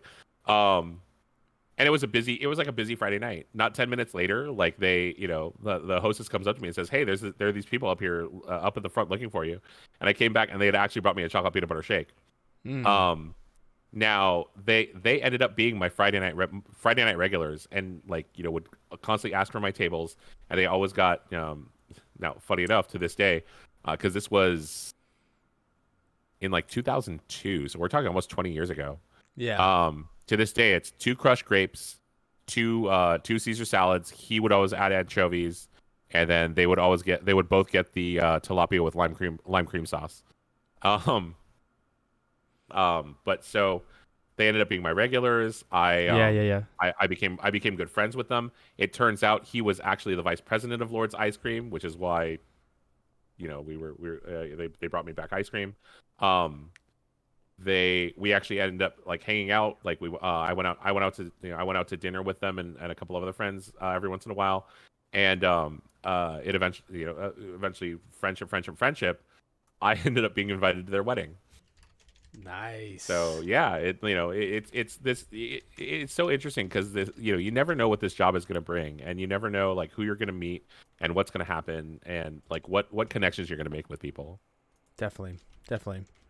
So we do have a couple questions in chat here. I'm gonna. This one is the last one to be said, but I'm gonna ask it first since we're talking about ice cream. What's your favorite ice cream flavor? So my favorite ice cream flavor is actually chocolate fantasy. It is an ice cream flavor that is only had at Charlotte's Ice Cream Parlor in Hayward, California, on B Street, across the street from Buffalo Bill's Brewery, which has the best jalapeno poppers on the planet. It's essentially super dark chocolate with chocolate ribbon and chocolate chips. They actually make the ice cream in house, and it's literally like the chocolatiest ice cream I've ever tasted. It's the best chocolate ice cream I've ever had. But is it 70% single origin Ecuadorian? I guarantee you that I guarantee you that it is not. But it is. Sorry, I had to go there. No, I totally understand. Out of all my years and all my chocolate loving, it is the best chocolate ice cream I have ever had in my life. And the first time and heralds it as the first time I have ever made and had a chocolate root beer float. Nice. That actually sounds pretty damn good. It was amazing. Awesome. Cool. So let's move on to the next question here. Ayo, he asked us a while ago, but we were talking on some tangents here. He asked, what's your favorite content to create? I'm assuming he's talking more about like Twitch and social and stuff like that. I would say, I mean, pretty much what I do on my stream, which is almost kind of like what we're doing right now. So on my stream, on my Twitch stream, I'm mainly a just chatting streamer. What I do is I curate lists and articles, usually having to do with food, cooking, or kitchen gadgets, or restaurants and stuff like that. And I just kind of talk about them. I go over them, and I give my opinions on them. I definitely put the disclaimer out there. These are my opinions. They're not fact, unless we're talking about garlic presses. And F in the chat for garlic presses. That's and yeah, my community has told me it's almost basically like they're all sitting in my living room hanging out, and we're all just chatting about kitchen gadgets and stuff. Definitely. Yeah. And I like that. I think it's very suiting content for you. So, awesome. Let's see. We have Llama Bear asking, have you ever worked in bartending or just serving? I have done it all, everything from hosting to managing, including bartending. When I was working at a restaurant called the Elephant Bar in Concord, I was actually a bartender there, and there would be these two girls who would always come in for mudslides every Saturday when I worked. And it was funny because one day I was getting slammed, and my manager was helping me out, and he actually went up to the two girls, and he said, hey, what can we get you? And they literally said, we want 2 mudslides, but we want them made by him. and so he came up to me, he's like, hey, these 2 girls. I'm like, yeah, I know, mudslides, let's do it.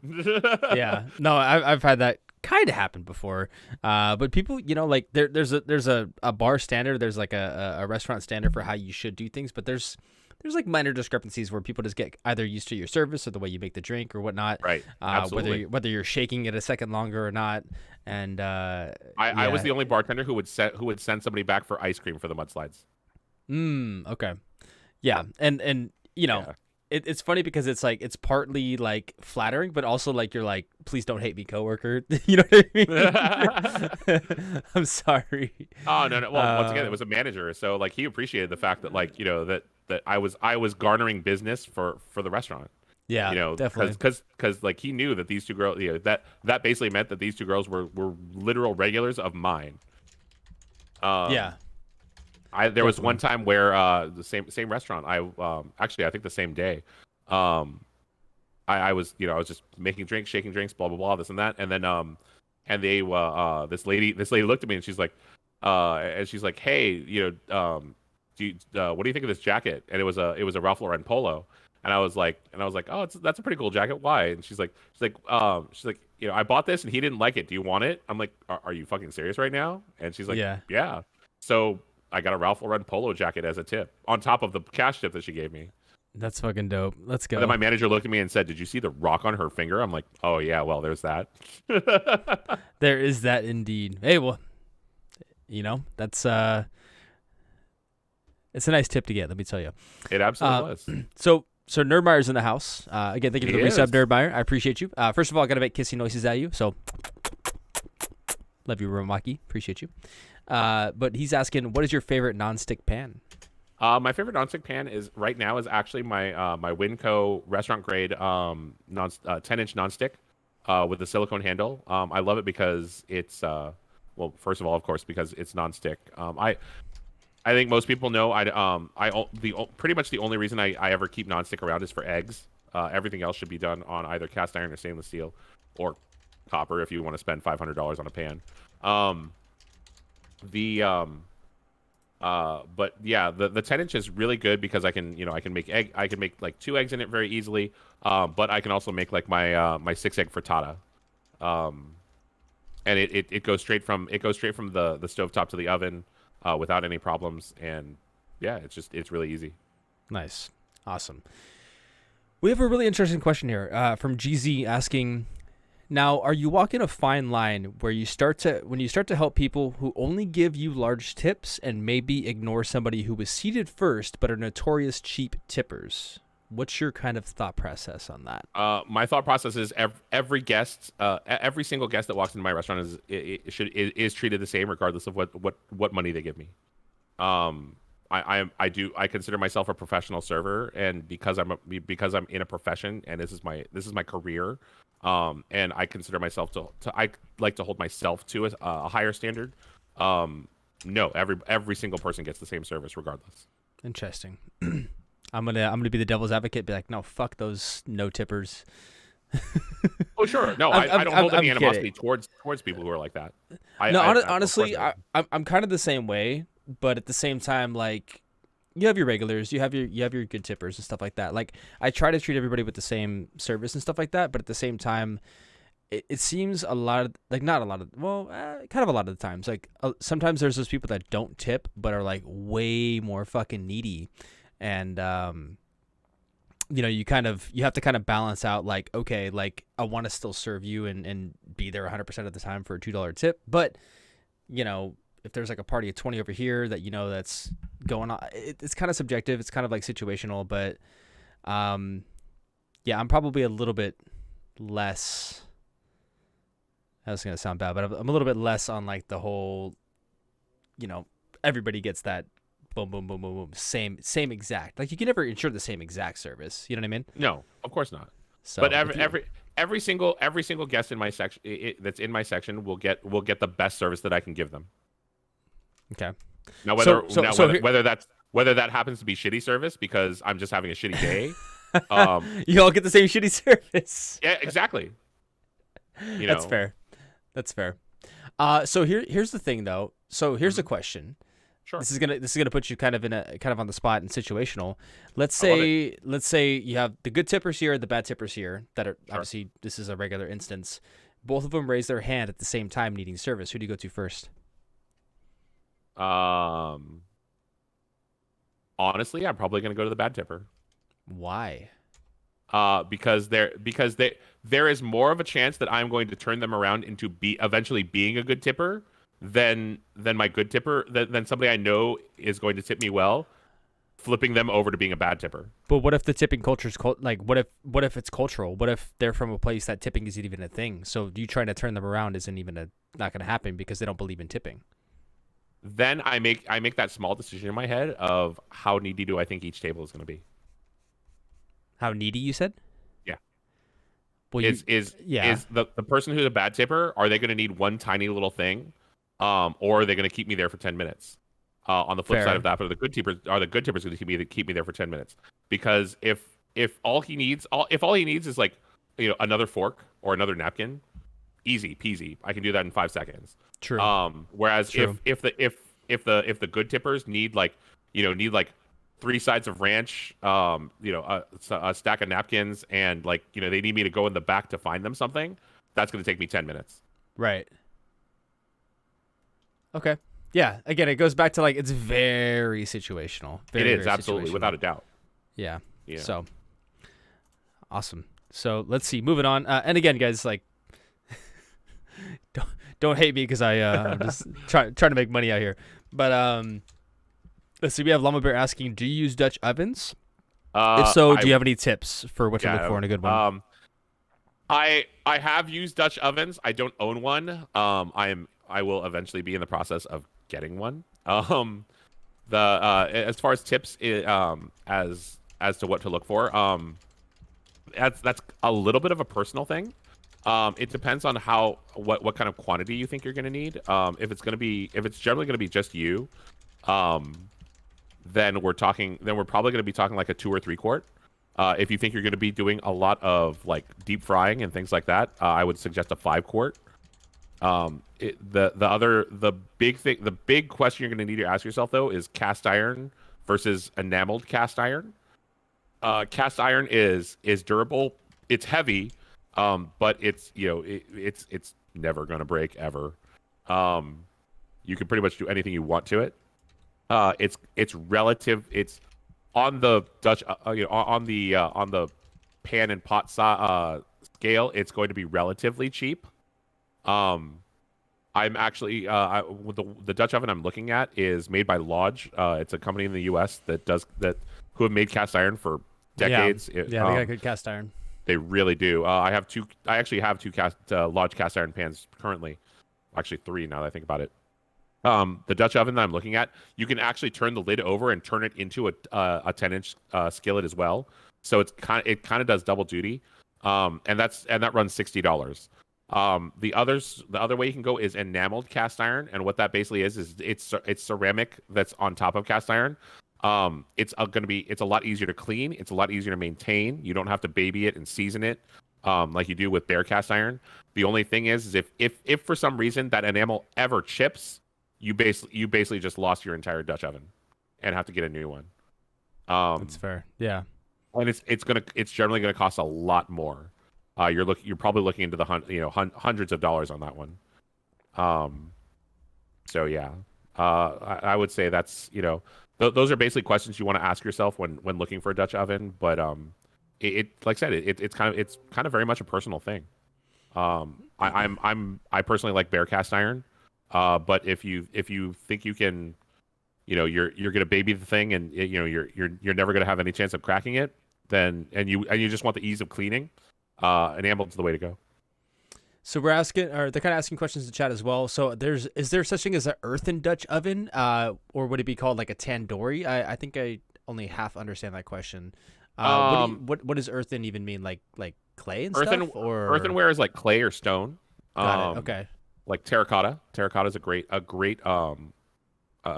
like insulator, and terracotta is actually really good. Like if you ever get those like basic terracotta bases that are used for like draining large plants and stuff like that, and you line it with foil, it's actually great for making casseroles. Interesting. Okay. Nice. You can easily make a tandoor out of a large terracotta planter.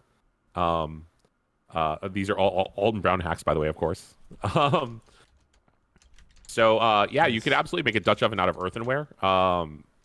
The only thing you have to worry about is it's not going to retain heat as well as the cast iron, because it obviously isn't going to. It's not as dense, so it's not gonna hold on to that heat. Yeah. To answer GZ, does the enamel keep it cool to the touch? It does not. No, not at all. Yeah, I just think that it probably doesn't hold the heat as much, though, right? I mean, I'm not too sure. It absolutely does, because there's cast iron on the inside of it. Okay, yeah, because I know cast iron can get really like it's a good like conductor and retainer. I'm pretty sure. Yes. Okay. Good. Let's see. What Ice Tea might be thinking of as far as like an earthenware type thing. There's a Moroccan cooking vessel called a tangier.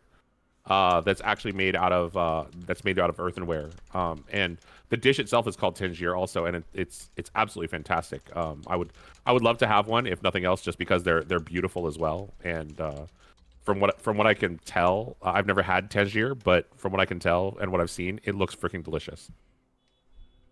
Nice. Awesome.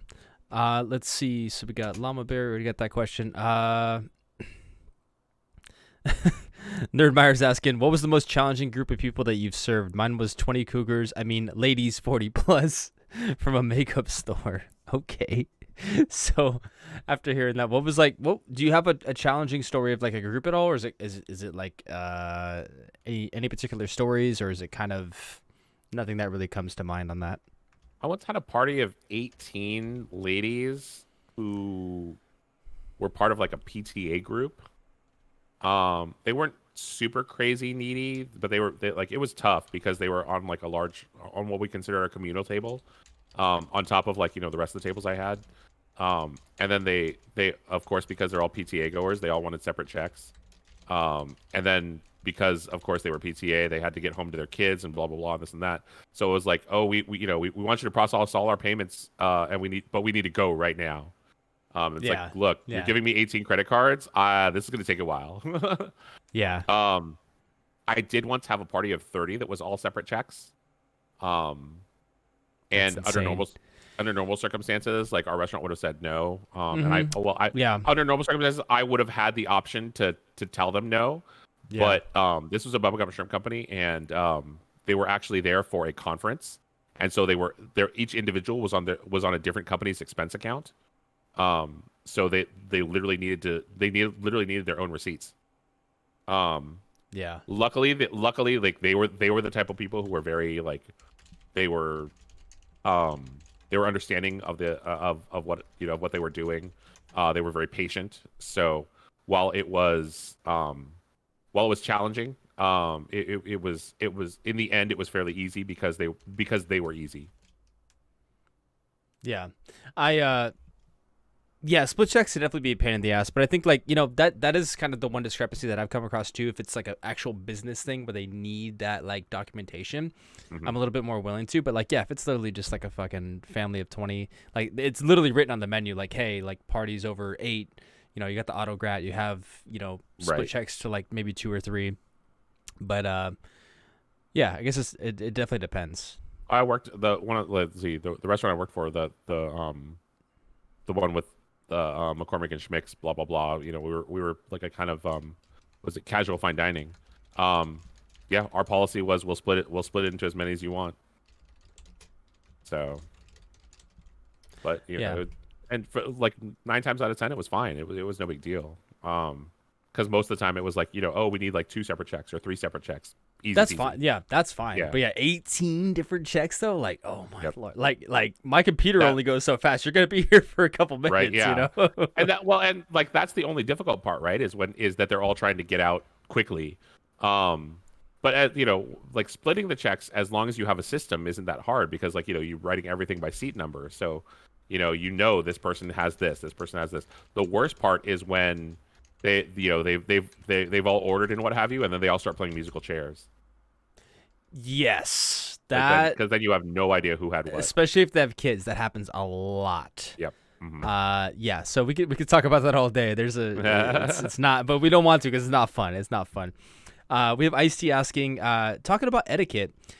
What do you think about can I get versus may I please have? Personally, I don't care. Assuming from a Yeah. the guest is asking you. I mean, if somebody says, "May I please have?" That's amazing. Like, thank you so much for being polite. Yeah. Can I get? Sure, no problem. I don't care. That's fine. Whatever. I think if it's It's when can I get please, like that's a little bit better than can I get. But I think it's honestly either way, I don't care as long as you're not being a dick about it. true. I'm kind of the same way. Like I think it's also like it depends on like okay, to not sound like any certain type of way. I think it depends on like kind of the way the person was brought up. You know what I mean? Right. There's Sure. there's certain cultures and certain types of people that are raised with a certain like like don't put your elbows on the table or this and that. Like there's a Right. certain way that someone's raised, right? Yeah, but both. So I will say both of those are better than I need. with that, well, without saying like excuse me, I need or whatever. There's a million ways you can go about it. I think that like yeah, etiquette's important. I think it's really nice, but Oh yeah, no, but well, like I said, how may I please have like number one best way you can say it, right? Can I get easy peasy? That's casual. I don't mind. Easy. I need. That's when you're like really fucker. yeah, in a way. But again, it goes back to like their demeanor though too, because like again, like certain people's vocabulary and ways of saying things is more like kind of subconscious in how they just kind of talk. But you could tell like if it's just like, hey, I need, as opposed to like I need, like those are the same words, but like Oh sure, no, different, just like as servers when we say it, right? It's like it's not about what you say; it's how you say it. Exactly. You can politely and smile and tell somebody to fuck off, and they'll probably take it generously because you said it nicely.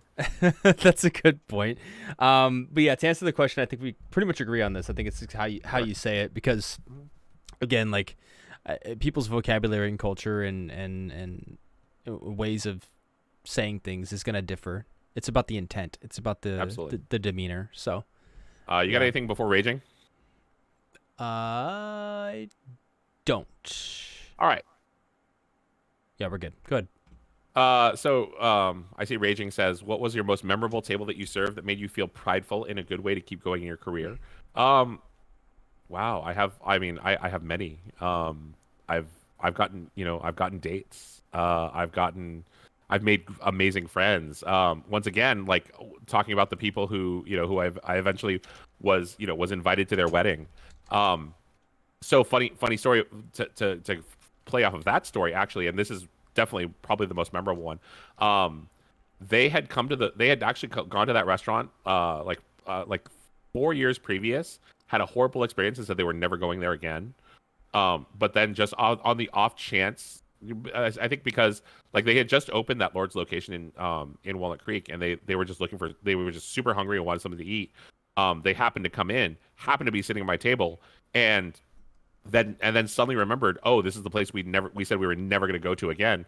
Ended up having a fantastic experience, and they actually told me like, this little mini story and said you are literally the reason that we changed our mind on this restaurant and why we're coming to this restaurant every single Friday from here on out. I fucking love that.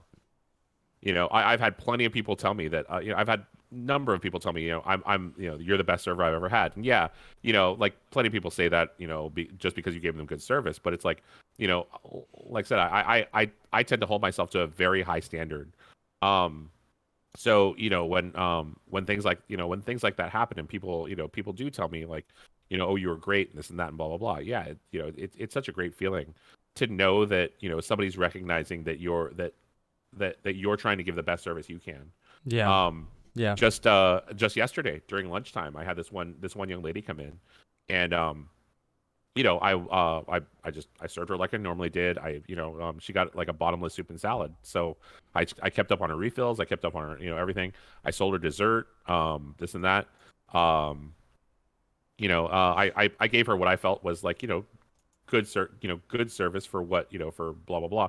Her bill was like $11 and she tipped me, she said, oh, of course she said like, thank you for being such a good server, this and that, blah, blah, blah. $11 bill. I was expecting like a couple of dollars, if that. She ended up being $20. Nice. It's like, it's those kind of interactions, and really like the interactions mostly that make lasting memories and make friends that keep me involved in the restaurant business. Getting those regulars and making friends with them and going out with them and having a good time.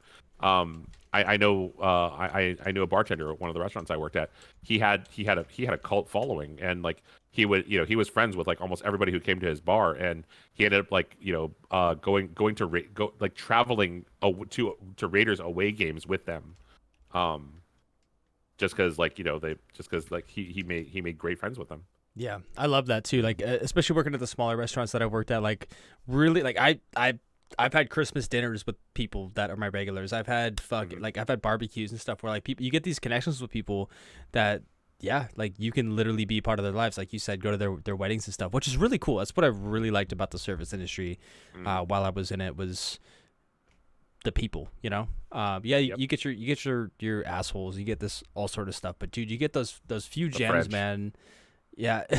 We're not going into that on the podcast. If you guys want to learn about that, you got to go to his stream. He'll tell you all about it.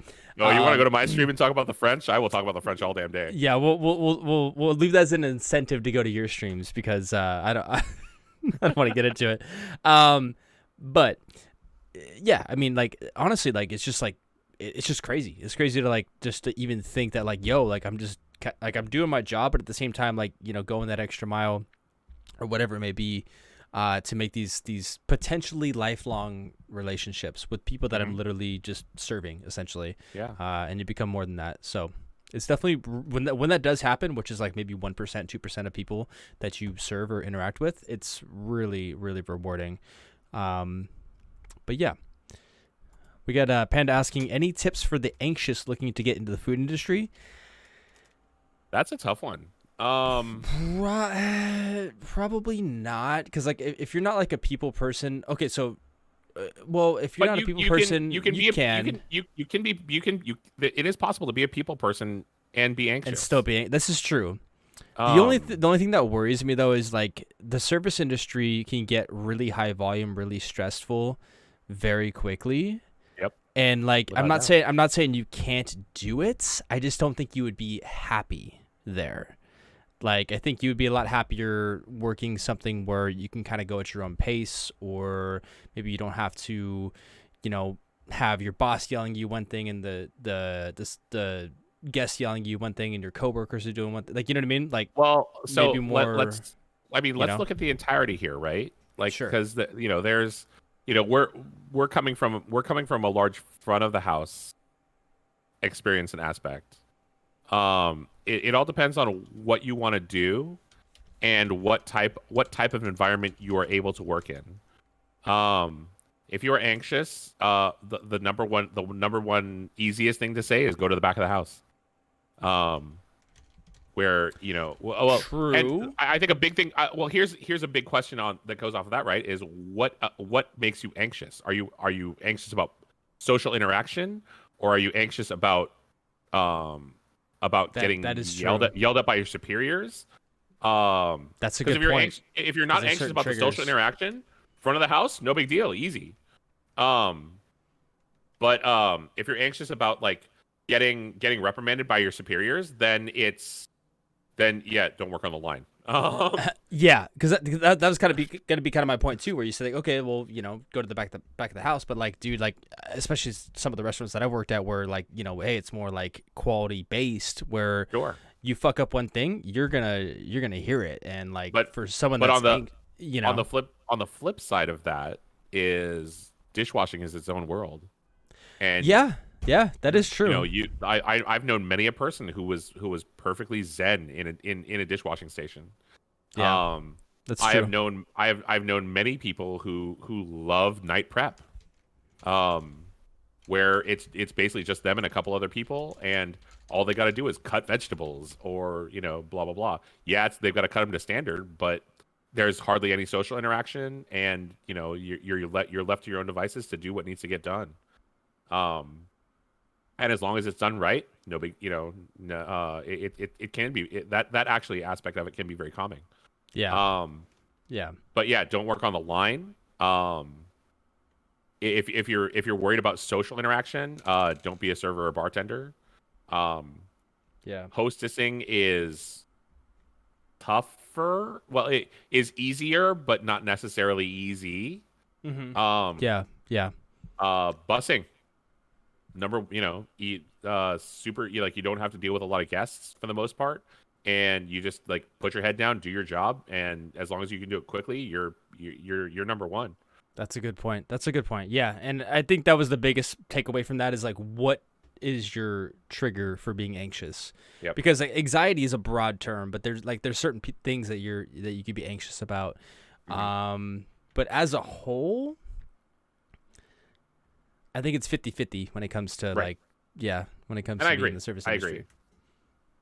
So, yeah. But more to the point, like if there's something, if you really want to get in the food industry, there can be a place for you. I agree. Get into catering. Yeah. Get into catering prep. You don't have to deal with you barely have to deal with anybody as far as that's concerned. Yeah. That's a good point. That's a good answer. I really like that discussion there. We have Nerdmeyer asking, have you ever dreamed about getting revenge on a bad customer and saying, like, justice is back on the menu? Okay. Have I ever dreamed about it? Yes. Have I ever done it? No. I think so, too. You're always going to have those couple of people that you're just like, oh, this guy's in here again for various different reasons. It could be, it's a whole host of things, but. Oh, there are people like that are one-timers that in the middle of their meals, I'm just like, oh, I want to stab them in the neck. Yeah. But it's like any job though. You work retail, you work office job or Fortune 500 company. Like there's things that are gonna make you angry, and I think the takeaway was he just wanted you to say justice is back on the menu. Justice is back on the menu. Awesome. So I think that's through all the to go off of that. I have never spit in anybody's food. I have never in my 26-year career seen anybody spit in anybody's food. Yeah, that's more of a fiction thing. I've never seen it or done it either. So, I've definitely heard of it happening. But that's more old, like from the old schoolers, from people like who were even in the industry before I was. Yeah. Yeah. Before cameras were in the kitchen. I'm kidding. Kidding. No, I think like, you have to. I mean, I come from a way of like, treat people how you want to be treated, and like I would never want that on anybody. Right. Once again, for me, there's that whole I hold myself to a higher standard. There's that, and also too, like I think the way I deal with it is like if someone's being an asshole, I wouldn't spit in their food, but like I'm definitely going to give them not as much attention. You know what I mean? Mm-hmm. Which again, there's different ways to think about that and take that with a grain of salt, but. yeah, I mean, I think there's better ways to deal with things in terms of that. Raid. Yo, Panda coming in with the raid. Let's go. How was your stream? DJ, thank you so much for the follow. Hope you're doing fantastic. I've only seen videos on the internet. Oh, there's videos on the internet of that? They do it in fast food? Don't tell me that. Don't tell me that. All you have to do to avoid that is not eat fast food, Mike. Yeah, again, we talk about the 3 a.m. run from Jack in the Box. There's nothing else open, dude. Oh, man. Sorry, I live in Vegas. That's fair. Yeah, the freaking get everything whenever you want. But, real quick, Raiders, welcome. Welcome to the podcast. How's everybody doing? And if you would like to support Cinematic Mike and all of his awesomeness, please make sure you get rid of your raid tag. Thank you, Rumaki. That's why you're a mod. Appreciate you. Anyway, so if you guys have any questions, please put them in the chat. Please do highlight your questions if that would be okay, because it makes me see it a little bit easier in the chat. But we talked a lot about food. Obviously, you're a streamer. Obviously, you're a gamer. Let's get into that for a little bit. What was the first game that you played? Pong. Okay. Like original 1977 first game ever made Pong. What was the second game you ever played? Because there's not really much to talk about when it comes to Pong, because it's literally two bars and a dot. That's funny, man. That's super funny. So were you a big arcade dweller back in the day? Yes, very much so. Anytime I had free time and my dad asked me where I want to go, it was always the arcade, without a doubt. Nice. I got the original Nintendo Entertainment System in 1986 for Christmas. I was actually talking about this with a friend or with one of my coworkers yesterday about how I had rollerblades before they were a thing. Where I would go out with them and everybody would be like, "What the heck are those?" And they're rollerblades. Before like literally anybody knew what they were, and so. Christmas of 1986, there was this big box underneath the tree, and I kept telling everybody who would listen, "That's my Nintendo. That right there. That's my Nintendo. I can't wait to open that gift because that's my Nintendo."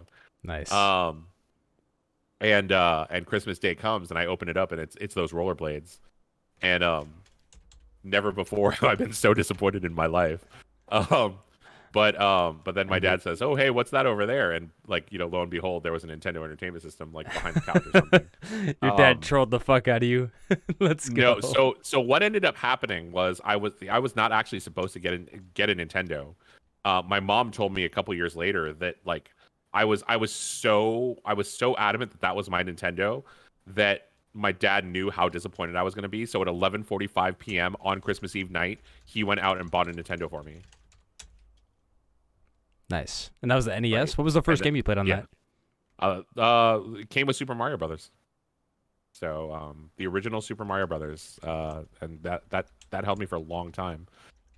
Nice. And I had I had Ghosts and Goblins for that one. And let's see what else. I mean, the original Excite Bike, loved that. To this day, I still love that game. Excite Bike? I don't know if I played that Excite, one. EXCI. Oh, I think I did play the one actually. Mm-hmm. So what's kind of your like a motocross game?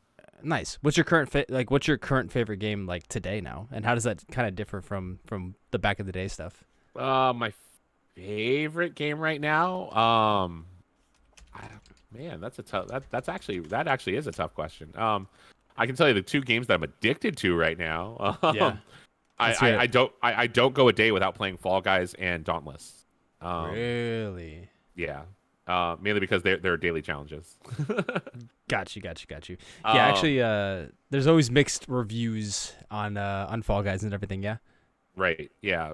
But yeah, Fall Guys is absolutely addiction for me. I love playing it with any of my friends and stuff like that.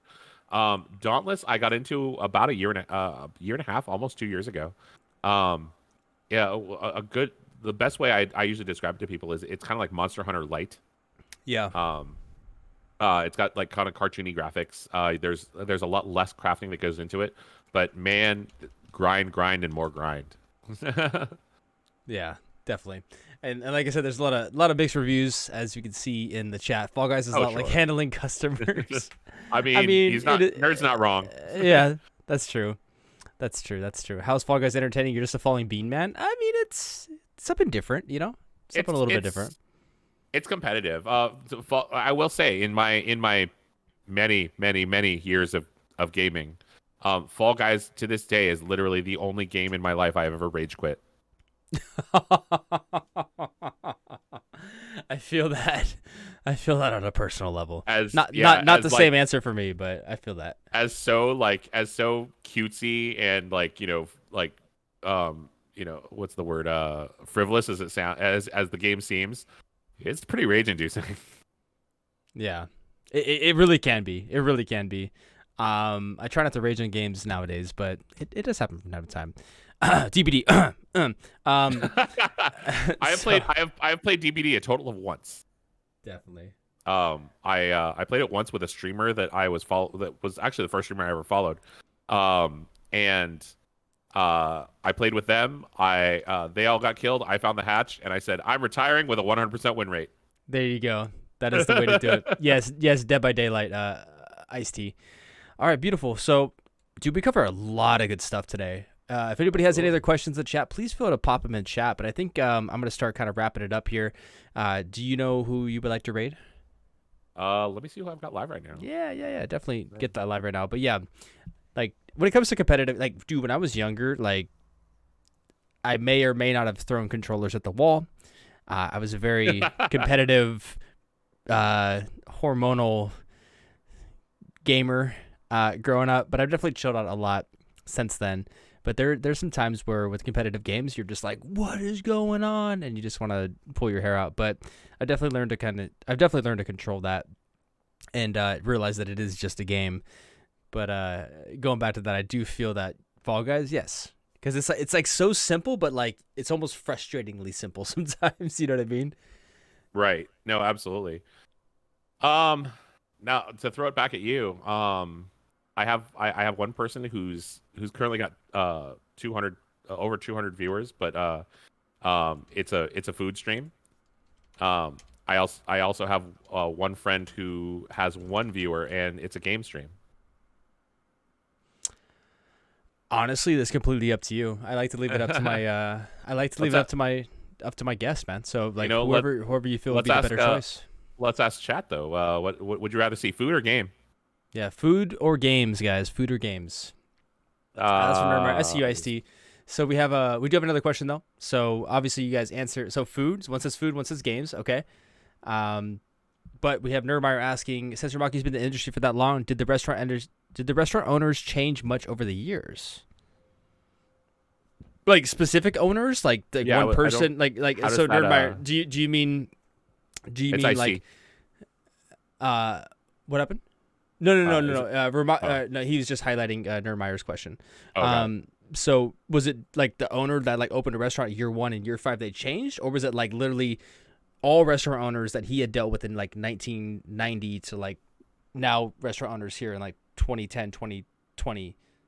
What's the so just the overall type of person and their mindsets? Okay, so I guess like so when you first got into the restaurant industry, the general mindset of the owners versus the industry now and the general mindset of owners, did that change, and how did it change?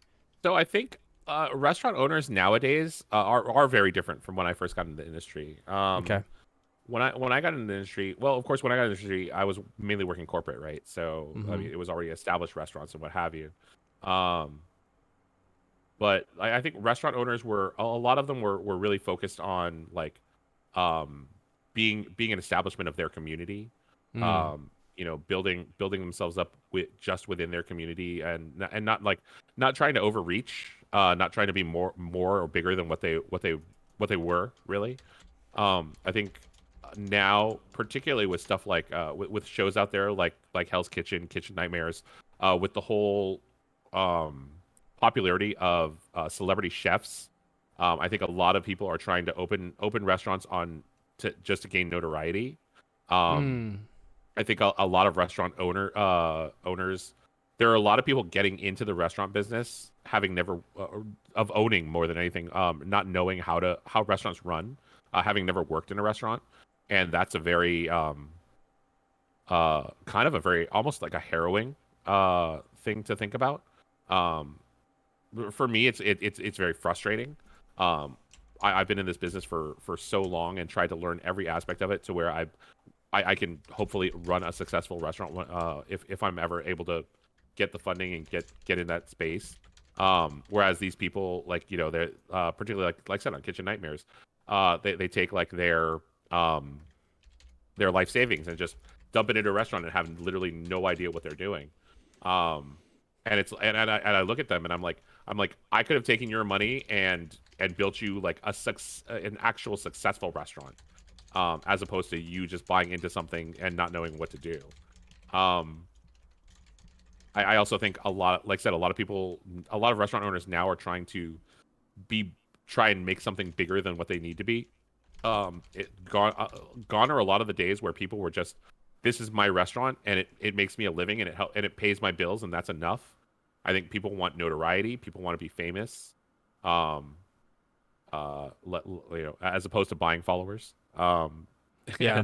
And they really get into the restaurant business and get into the ownership business for the wrong reasons, and that's it's kind of a sad thing to see. That's a good point, actually, especially in the age of the internet too, and like you said, with the rise of like foodies and like kind of just this whole culture the way it is now. It's right. It's very clout chasing for the most part. So it's interesting to see where it's going to go in 20 years, you know? Where do you see it? Yeah. Where do you see it going in 20 years, actually? That's a good question. Where do you see it going? By the way, real quick before you answer, a lot of you guys have already voted, but the poll is up because I've seen like mixed reviews in the chat. If you want to do the food or the game stream, please do vote in the poll. Looks like game stream is currently winning 7-3, but you guys currently have about a minute and a half to vote. And yeah, let's go and get your answer. Yeah, where do you see the industry going in 20 years? I mean, funny enough, I think, you know, a big thing is COVID has definitely changed the restaurant world. It has. That's why I got out of it. More than anything. Yeah. And so a lot of restaurants have tried to have pivoted themselves into, you know, a lot more delivery, a lot more. We're seeing a big rise in the ghost kitchen game. Yeah, that's true. Nobody's really talking about that either. Yeah. Well, funny enough, you know, the restaurant I currently work for, they actually have a ghost kitchen also. So, you know, it's really turned the restaurant business, the restaurant industry in general, on top of its head. Yeah. Particularly for the high end restaurants like Michelin restaurants and things like that. So real quick, Ice-T's asking what a ghost kitchen is. Is it robots, pop-ups, or something else? I believe, to my understanding, they're basically like a restaurant with still people cooking, but they don't do any takeout. They don't do any sit-in. It's just delivery, right? Is that correct? Correct. Mm-hmm. Okay. Yeah, a ghost kitchen. So, for instance, if you've ever heard of Lazy Dog restaurants, their ghost kitchen is Jolene's Wings. All they do is wings, and fries and stuff like that, and it's all delivery. They only go through DoorDash, Grubhub, like a third-party delivery service. Mm-hmm. So if you ever order delivery from a place called Jolene's Wings, it's actually coming from Lazy Dog. If you ever order from It's Just Wings, that's actually coming from Chili's restaurant. So it's basically a way for the restaurants to gain another source of revenue while being just a delivery service. Right. So also asking, do they operate through other kitchens to opt into their menu? I don't think always. I think that's kind of the easier way to go because they can operate under an umbrella of like, you know, operations. But I'm pretty sure that like a mom and pop could have a ghost kitchen if they wanted to. So they can. Right. So It's Just Wings is owned by Chili's. You know, even though it's their ghost kitchen. But if anybody's familiar with Mr. Beast, when he did his burger pop up, then the next day he opened 200 Mr. Beast burgers across the country. That was all through ghost kitchens. But of course, he didn't actually have a restaurant empire. He actually partnered with a large restaurant corporation to basically have that restaurant cook cook the recipe of his burgers and have them delivered through them.